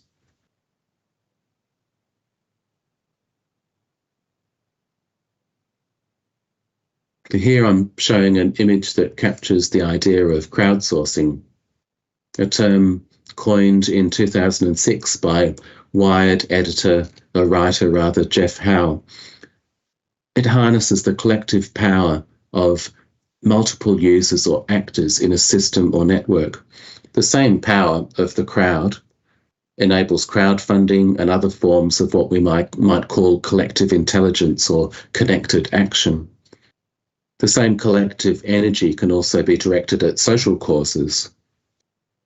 With a powerful enough message, marketers, activists, politicians, lobbyists can summon vast audiences in a matter of minutes, swaying mass public opinion, which even has the power to affect global financial markets. The collective power of social media to mobilise social action was demonstrated memorably in the Arab Spring in late 2010, and other mass activism since, giving collectives and communities voice that was not previously possible. The Me Too movement has shown the power of ground-up social media to expose and bring down celebrities and others who once dominated the one-way communication channels of traditional broadcast media.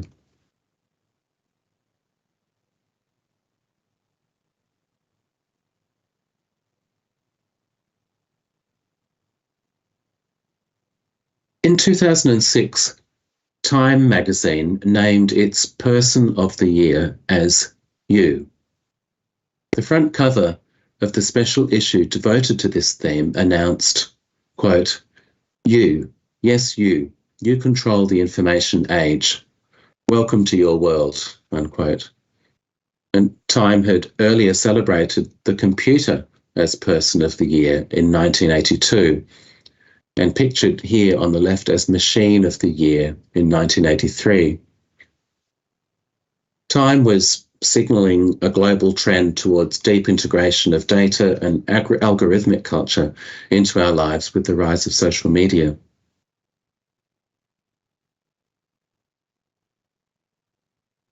But there was a hidden sting. In social media, the liberated and empowered you has sacrificed its privacy. Nancy K. Miller, writing at the start of this century, described this as, quote, a paroxysm of personal exposure, making the private public, unquote. At that time, much was being written about the multiplicity of identity, people living second lives online, the duplicity of living different online and offline lives. But our concept of social identity has needed to expand to include a new distributed kind of self that's given form in online environments. As Bill Thompson writes, quote, our modern conception of privacy and of the nature of the individual is a product of the industrial age that's now passing.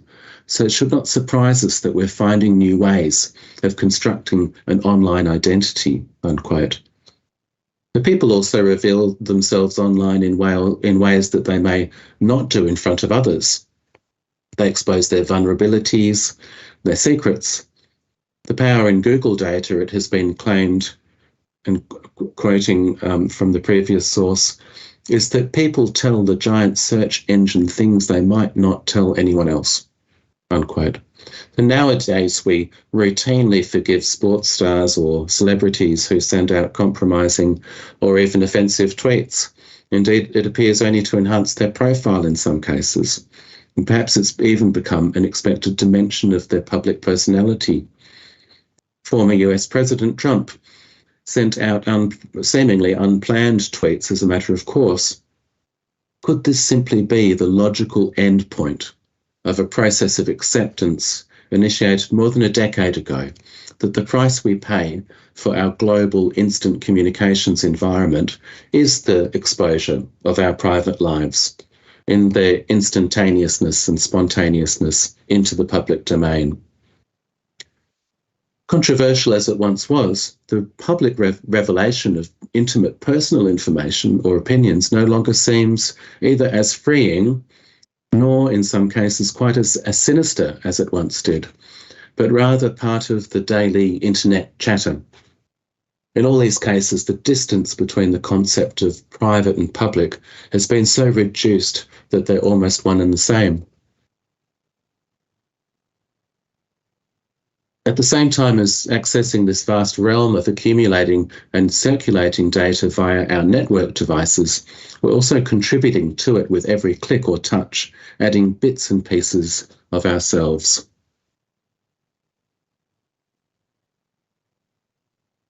Quote, our pasts are becoming etched like a tattoo onto our digital skins, unquote, wrote J.D. Lessiker in 1998.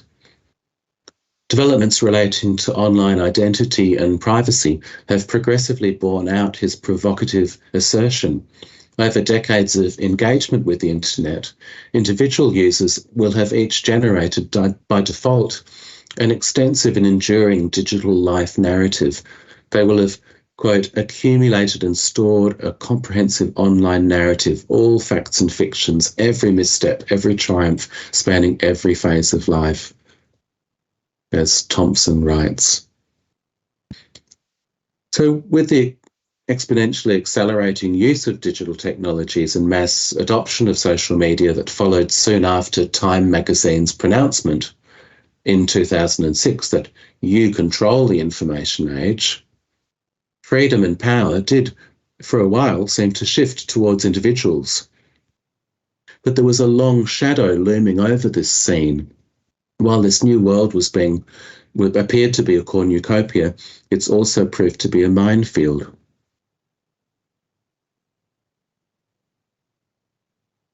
The sense of empowerment has been progressively undermined by a growing realization that more may be taken than given every time we use the web or go online.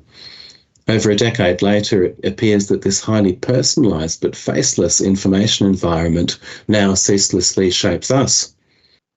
As millions of users logged into smartphones, vast new data sets began to be generated continually, producing big data on the movement and behavior of people on an unprecedented scale, forming vast archives for potential data mining and matching. This opened the possibility for sophisticated mapping of data points and transactions simultaneously on the micro-macro scale. Digital data, it's been suggested by Thompson, may be our era's microscope or telescope, unquote. As we traverse the web, we leave a digital trail, and through this trail, whether we like it or not, we weave our online identities and have them fashioned for us. Daniel J. Solov put it well in his 2004 book, The Digital Person, in which he writes about what he calls the aggregation effect in these terms. Quote, "The digital revolution has enabled information to be easily amassed and combined. Even information that's superficial or incomplete can be quite useful in obtaining more data about individuals. Information breeds information, similar to a Seurat painting where a multitude of dots juxtaposed forms a picture. Bits of information, when aggregated, paint a portrait of a person." And I think we're all aware of that through the sort of hacking scandals that happen when personal data is released, and the worry that that can then be cross-matched.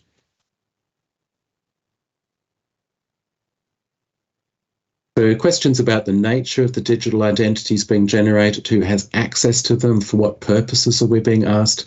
We're being asked these questions with increasing urgency, and the answers aren't clear.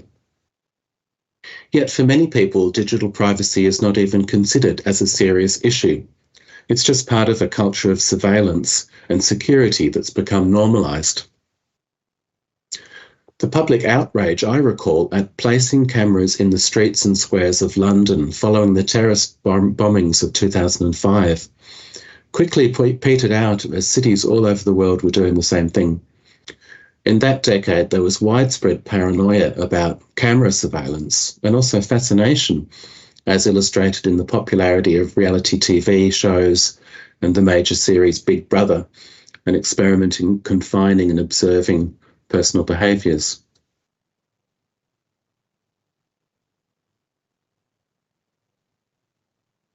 So in the guise of social responsibility and personal freedom, a decade and more later, mass surveillance on a scale beyond anything George Orwell imagined has become a part of the daily life, commonplace and endemic, leading to what's been described by Andrew Keyan in his book, The Internet is Not the Answer, of 2015, as, quote, a catastrophe of abundance of personal data.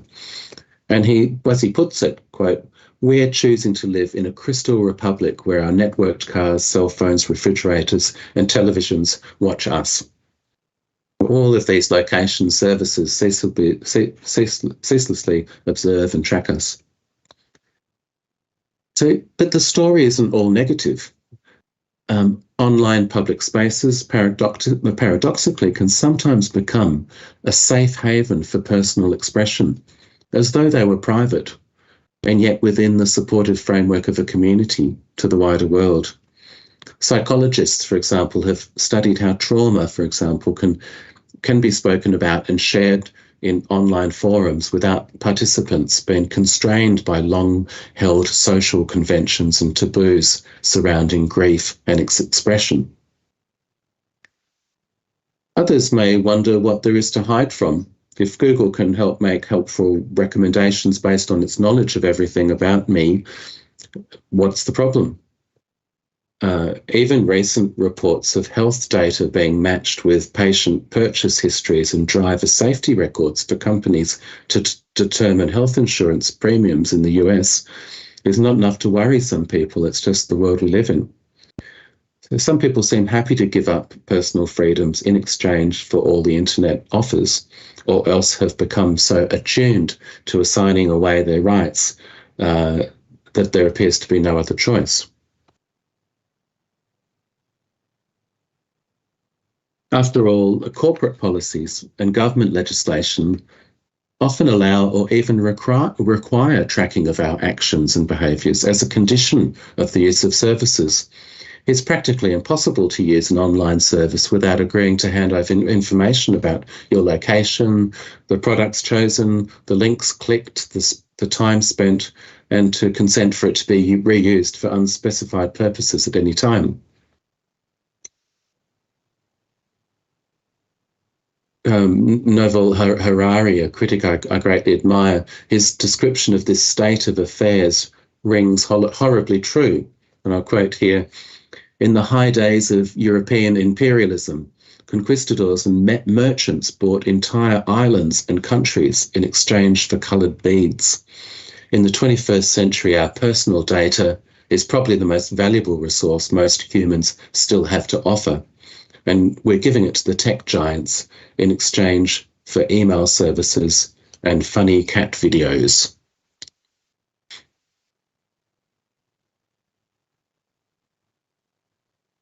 But increasingly, we may have little choice. Perhaps hiding's no longer possible. Issues of privacy versus freedom of expression and personal ownership versus public access plague legal systems worldwide. Never has there been such a tension between the values of openness and the protection of personal privacy.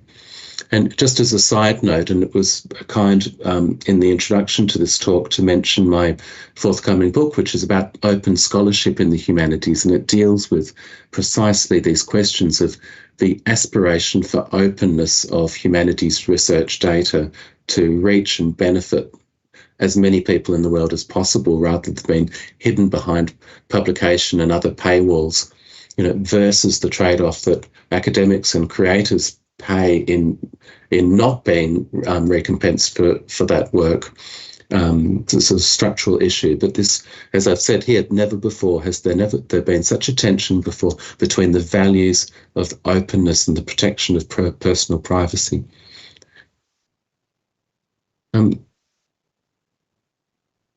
There's the funny cat picture that I was mentioning.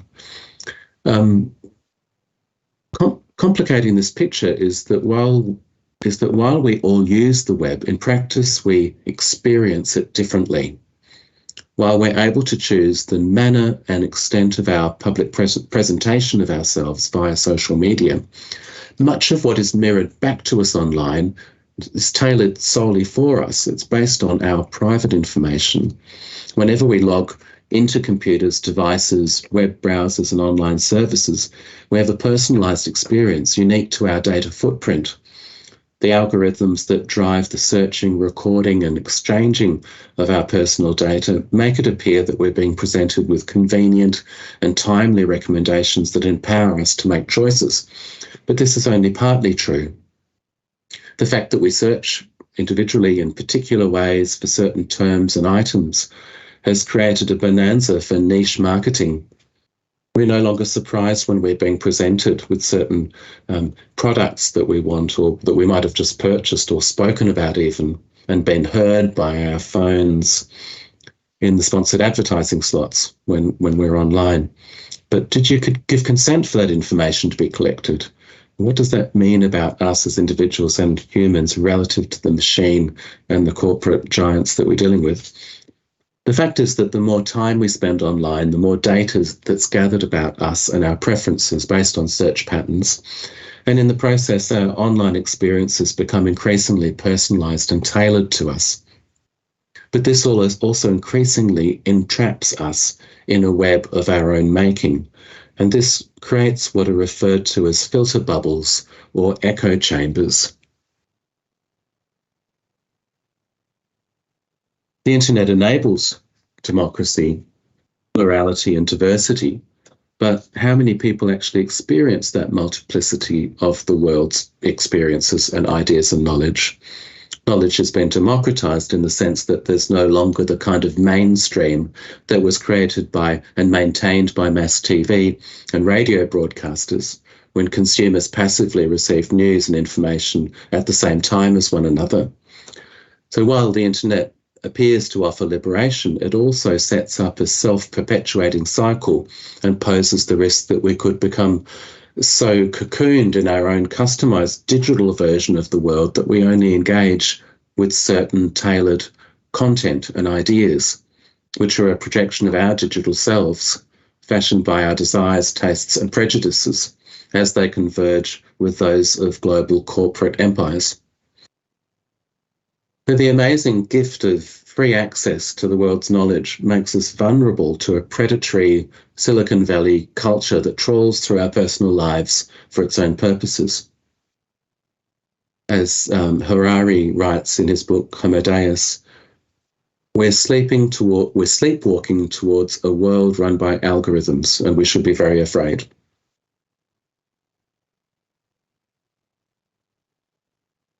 Technology may still be in our hands, but the tables have turned. Our space has been invaded and changed. Distance and arm's length engagement with the internet is no longer an option. Who or what is in control of our lives and our identities online, and should we be worried? Google and others know us too well, our interests, our desires, our fears, our taste in music, our political leanings, our histories. They remember things we have forgotten about ourselves or perhaps never knew. For Harari, quoting again, quote, the new technologies of the 21st century may thus reverse the humanist revolution, stripping humans of their authority and empowering non-human algorithms instead. And of course, all this is very topical in current debate about artificial intelligence and forms of generative AI that are emerging. And moreover, adding into this unstable mix, the vision of open and connected democracy, bringing together the vast diversity of viewpoints and linked lived experiences, while it suggests a world where we have a far better understanding of humankind's plurality and diversity, has also recently led very clearly to polarization, isolation, and amplification of extreme and radical views. The mass human connectivity that appeared at its start to enable positive communication practices now threatens to destabilize the entire global social order. A 2016 magazine article in Wired entitled "Social Media Made the Arab Spring but Couldn't Save It" looked back on the events originating in Tunisia in December 2010, which led to protesters across the Middle East taking to social media to speak out against oppression, inspiring hope for a better, more democratic future. Comparisons at the time were made with the 1968 peace protests in the United States, and there was talk of a quote, a new democratic dawn, taking it from this article. Yes, as the author Jesse Hempel writes, quote, half a decade later, the Middle East is roiling in violence and repression. Activists are being intimidated into restraint by governments that are, with the exception of Tunisia, more totalitarian than those they replaced, unquote. And it's true today that terrorists now routinely use the very same security encryption standards that were designed to protect individual privacy and to cover the tracks, using them to cover the tracks of criminals. The dark web, as it's known, refers to web content that exists on dark nets or overlay networks that use the internet but require specific software configuration or authorization to access. In practice, this makes them inaccessible to the majority of people, but available to those who have the codes or passwords to use them, like an illicit or criminal version of the virtual private network or VPN software you may use to log into the university systems when you're off campus. By some accounts, the dark web is thought to be around 500 times the size of the surface web.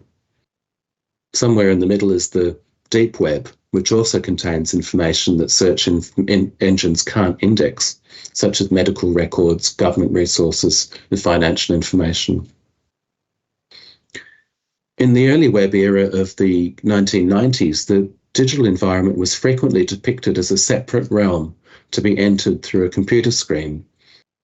Now it acts as an extension of our bodies. The words virtual and cyber once named a parallel space and set up a distinction between online and offline.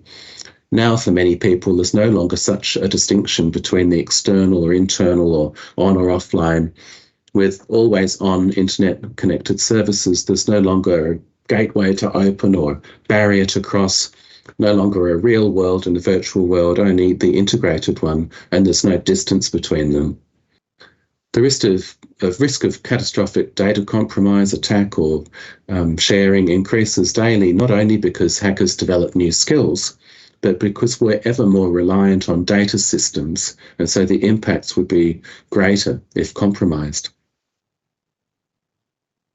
Add to this reliance the increasingly intimate relationship between technology and the body that represents a further integration of human and the machine.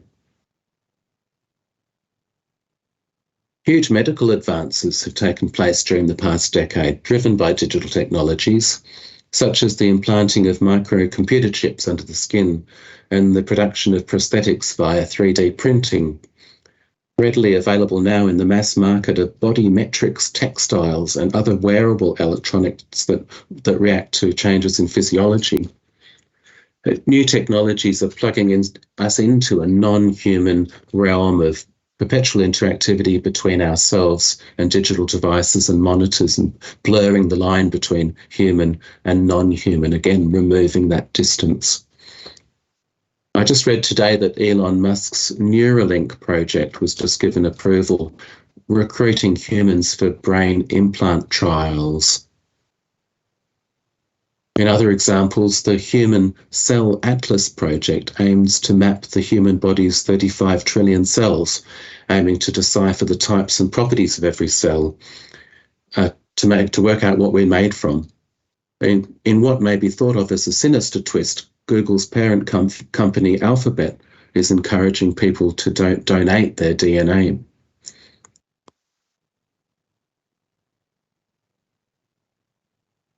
But just moving to conclusion here, in our time of rapid technological change, each day the news confronts us with stories of ruthless cyber hacking, rampant distortion and manipulation of political messaging, and shocking breaches of personal digital privacy, at the same time as it points to the remarkable future possibilities of cybernetics, artificial intelligence that seem on the brink of becoming meaningful realities and promise new interrelations of human and machine and a better and more sustainable world. It's difficult to comprehend that many of today's most transformative technologies were only developed in the last couple of decades, and some of them much more recently. It was clear that Web 2 and social media platforms had a potential to transform communication and to overcome the tyranny of distance. What was not possible to know then was the extent to which new frameworks would influence other aspects of our life, including increasing participation in what would become vast virtual communities and ultimately the way we see and understand the world and each other. So in this era of the digital aggregated self, identity is not revealed but continually accumulated and assembled from scattered bits and pieces via search tools, governed by principles that are non-human. Online, we're characterized by the data we produce and engage with. Harari sets this phenomenon into the broader historical context of the evolution of humanism, writing, quote, "At the beginning of the third millennium, liberal humanism makes way for techno-humanism." Where does all this leave us as humans today, and what can we do about it from the perspective of the humanities and this field of study? Can we untangle ourselves from the web and take back control of our digital worlds? Can we recreate safe and private places where we won't be watched or manipulated? Can we re-establish a distance between ourselves and the teeming digital world, or do we want to? What are we to make of Harari's future vision, where he writes, quote, "Humans are an assemblage of many different algorithms lacking a single inner voice or a single self."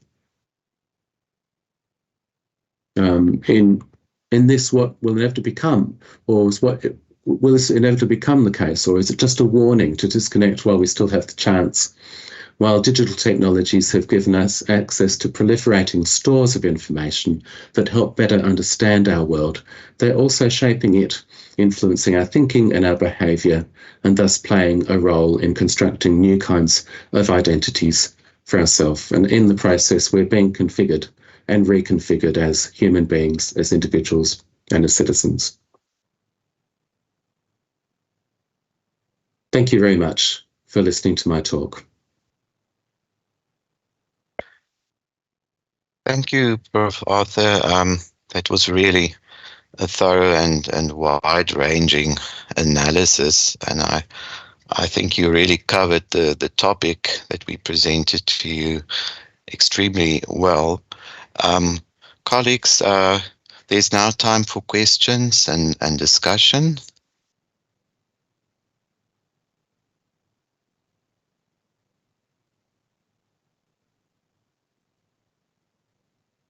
Perhaps while the attendees are thinking about questions, I could open with a question. Perhaps it partly reruns much of what you said, but I want to bend it toward the South African context. Not too long ago, the brave new world of technology still beckoned. I recall how much I used to look forward to each next episode of the Australian television series Beyond 2000, which aired in South Africa back in the 80s. I think other colleagues might also remember that. But we now find ourselves in a time of profound uncertainty, fear, and nostalgia. With AI already at our door and in the midst of climate change and many other things, to some of us, the world of technology doesn't look all that inviting anymore, and many, notably in a country like South Africa, still lack equal access and opportunity, and becoming ever more aware of this fact. Do you perhaps have any advice for us, specifically on how to negotiate a tertiary environment where great technological strides are being made while access to technology and basic computer literacy on the part of our students and some of our staff remain huge challenges? Thank you very much. I mean, that's such it's a very important, and there are a number of points in the question there. One of my responses is that I've always really admired the minimal computing movement. And I've seen this very effectively employed in many digital humanities contexts where, simple devices and simple skills can be learned rather than complex skills to introduce people into the opportunities of digital research and digital humanities. And I think that also points to a global priority, which is rather than developing extremely complex systems and code and projects that require huge maintenance, how can we best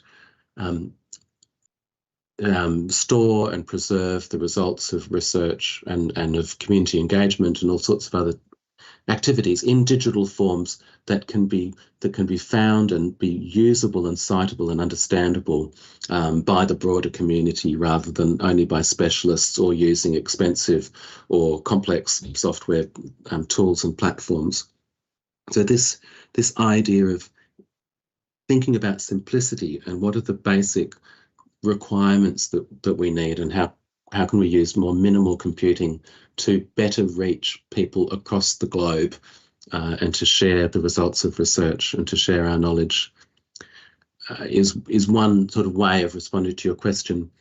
But another one I'm thinking about is that you mentioned in your question that, and I feel this myself, that there's a kind of turning against this constant stream of information that comes through the media in a world where we're challenged by lots of different questions, whether they be digital ones or local issues of affordability or dignity or respect in our in contexts that are in our lived experience. So the media has become something that in parts of the world where people have constant access to this technology and to internet connections and to devices, it saturates and it often brainwashes.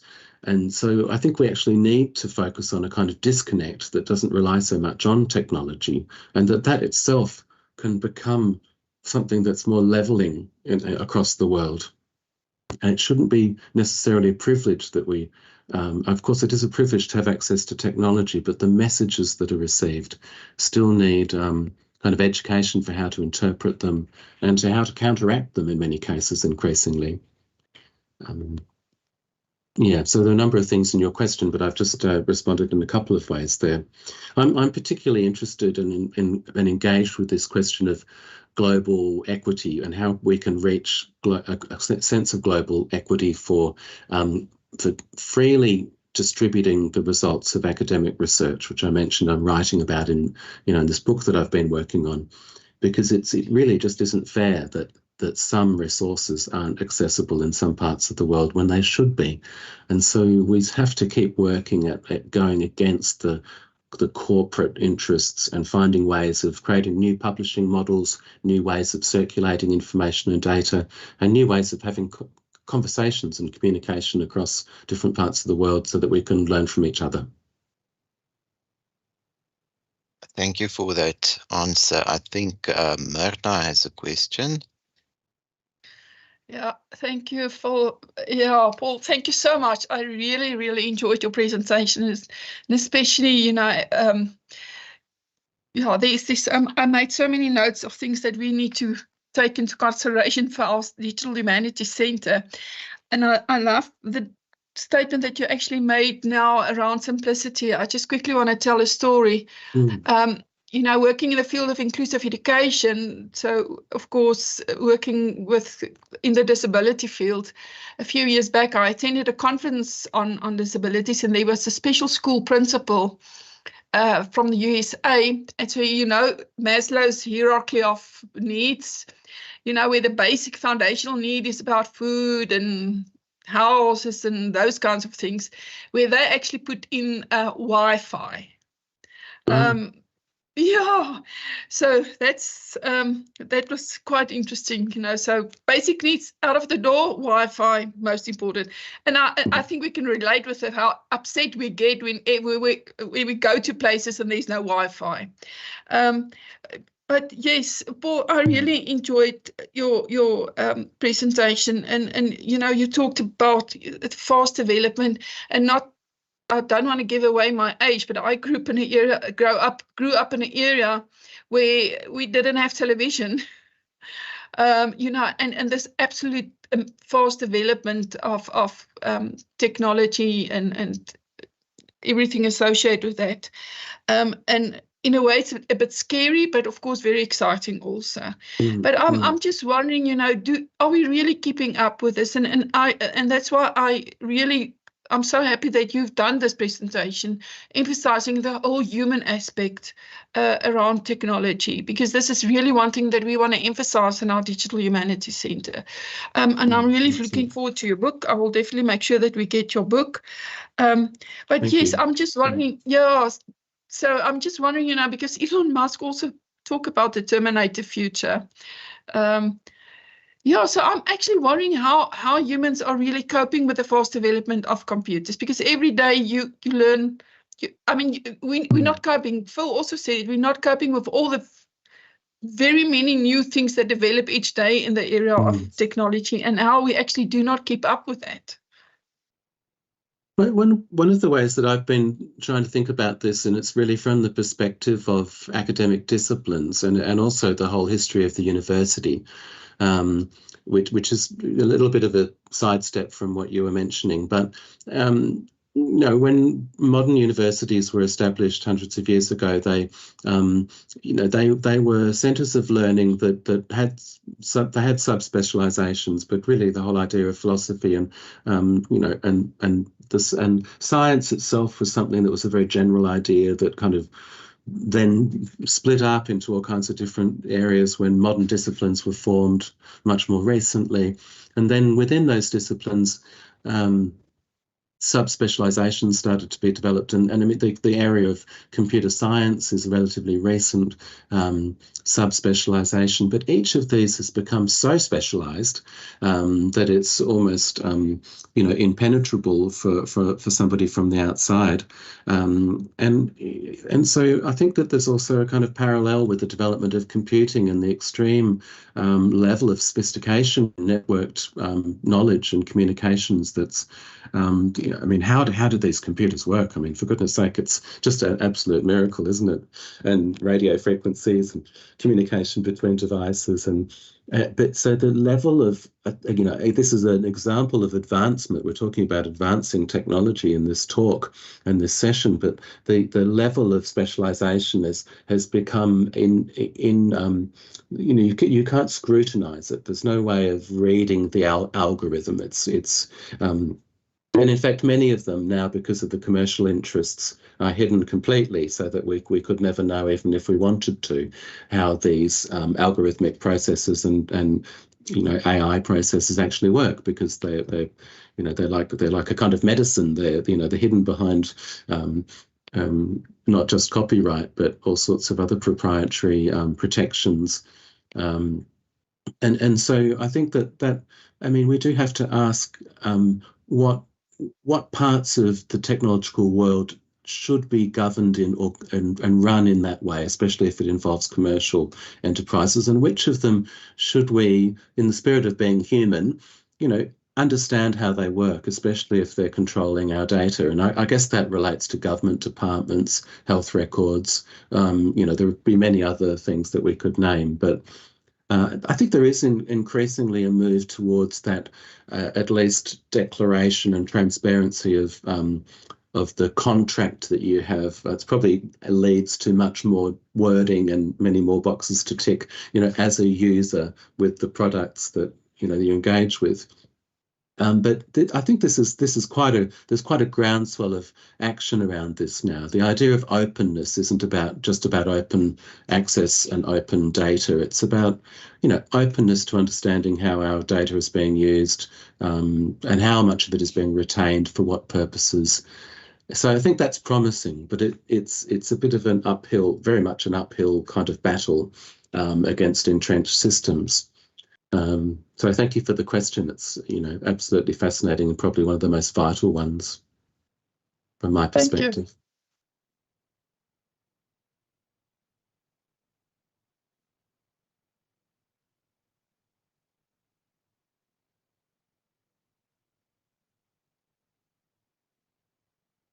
I think you're a bit muted. Yeah, Phil, you're muted. Thank you. You see? That has been becoming a swear word these days, in the last few years. You are muted. We cannot hear you. I saw in your CV, Dr. Arthur, Professor Arthur, that you were Dr. R. Marika Chair of Australian and Indigenous Studies at the University of Cologne in Germany in 2013 and 14. So I wanted to ask if and how DH was involved in your work there. So we might draw from that, as in South Africa, much work still needs to be done in terms of digitization in the context of indigenous languages, communication, culture, etc. Thank you.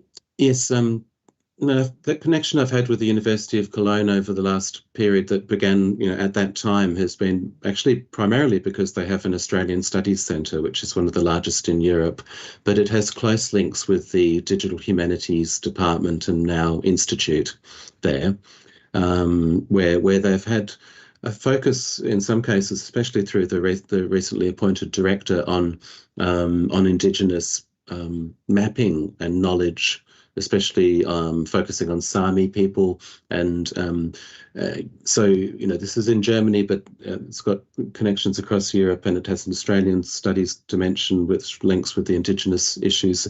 But the main point about the Indigenous focus is I think that this is actually a really vital point of, it's one of the most vibrant and interesting areas, I think, of digital humanities that is being explored. Certainly, in the Australian context, it brings up some of the most important issues about who has access to what data, who can, following traditional knowledge guidelines and rules that are set out by our First Nations people, how can we design digital systems that allow access to, in some cases, only those people in those communities rather than the people in the mainstream community who. So this is actually leading really interestingly in Australia anyway into legal questions about who has access and on what basis, and how can certain objects that might be digitized or might be recorded or created in digital form then be republished or circulated, or what status do they have as copies of the original. So that goes really into the collecting and libraries and museum sort of space as well. So I'm glad you mentioned that, because, and I was pleased to just briefly talk about it, because I think that connection with, you know, how do you respect cultures, whether it be on the level of their language, their history, their behaviour, their you know, the dynamics of how their treatment in the case of colonial Australia, and you know that's the same in many parts of the world, in colonies and places where there are those different cultural difficult historical cultural dynamics, that the digital can help to be a window to open some opportunities to have that dialogue and to create you know, a sense of ownership over Indigenous knowledge. But it's challenging. It's not easy, but I think it's one of the most hopeful opportunities that we have. Wonderful, thank you. Colleagues, any other question perhaps?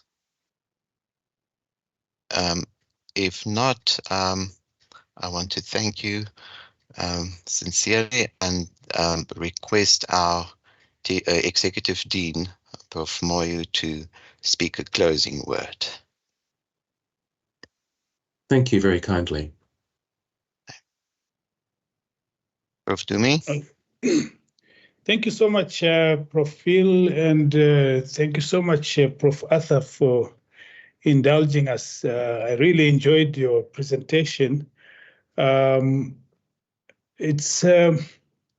It's really fascinating to be able to look at, you know, the power of technology and the role of humanities in trying to mitigate that. And I think the one thing that struck me is just how important we are as people in the humanities in sort of creating the necessary literacies around, you know, these digital technologies that are developing so rapidly.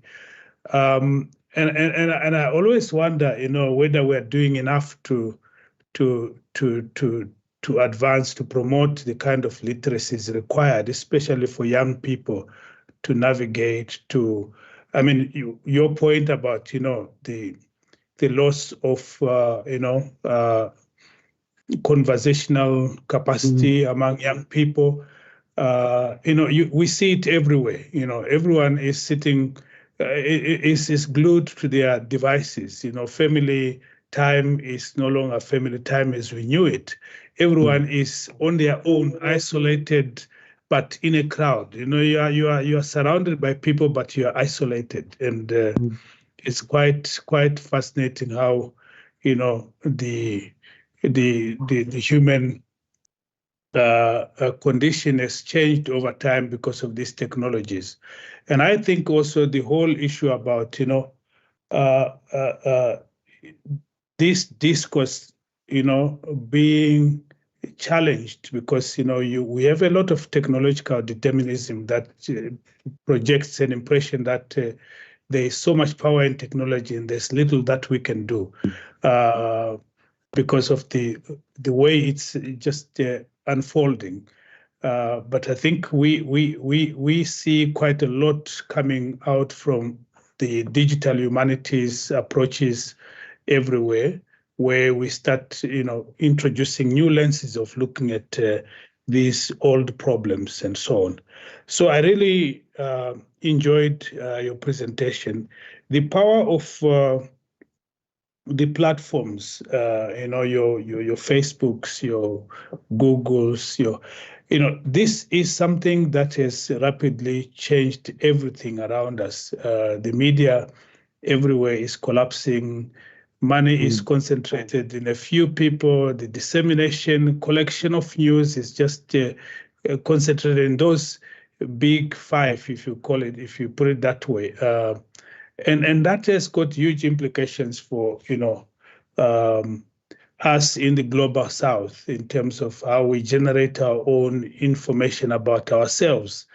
And the power that you talk about of, intellectuals, production of knowledge in different spaces, especially in the global south, and how, the whole publishing industry has its own dynamics that weaken people in the global south, and the whole defeating even the efforts towards decolonization. So a lot is quite, has come out of this presentation, which I really found fascinating. And as Prof. Mirna has said, there's a lot that we would like to take away, especially in our efforts to introduce a Center for Digital Humanities here at the Northwest University.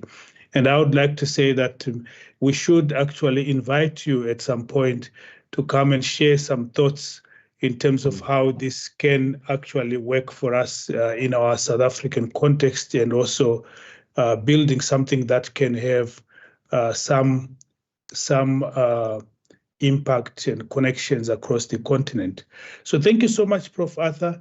It's a moment for us to reflect on our research in the Faculty of Humanities this week as Research Week.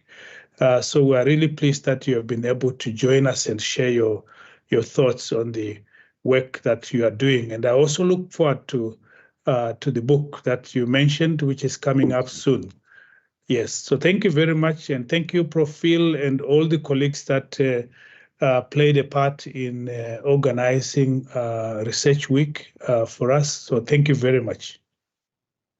I'd just like to say that I've been very honoured to be invited to speak in your Research Week, and I wish you, the best for this activity. It's been a pleasure to contribute to it and to discuss this with you. Thank you. Thank you very much. Thank you. Very much. Thank you, everyone, and also to all the attendees.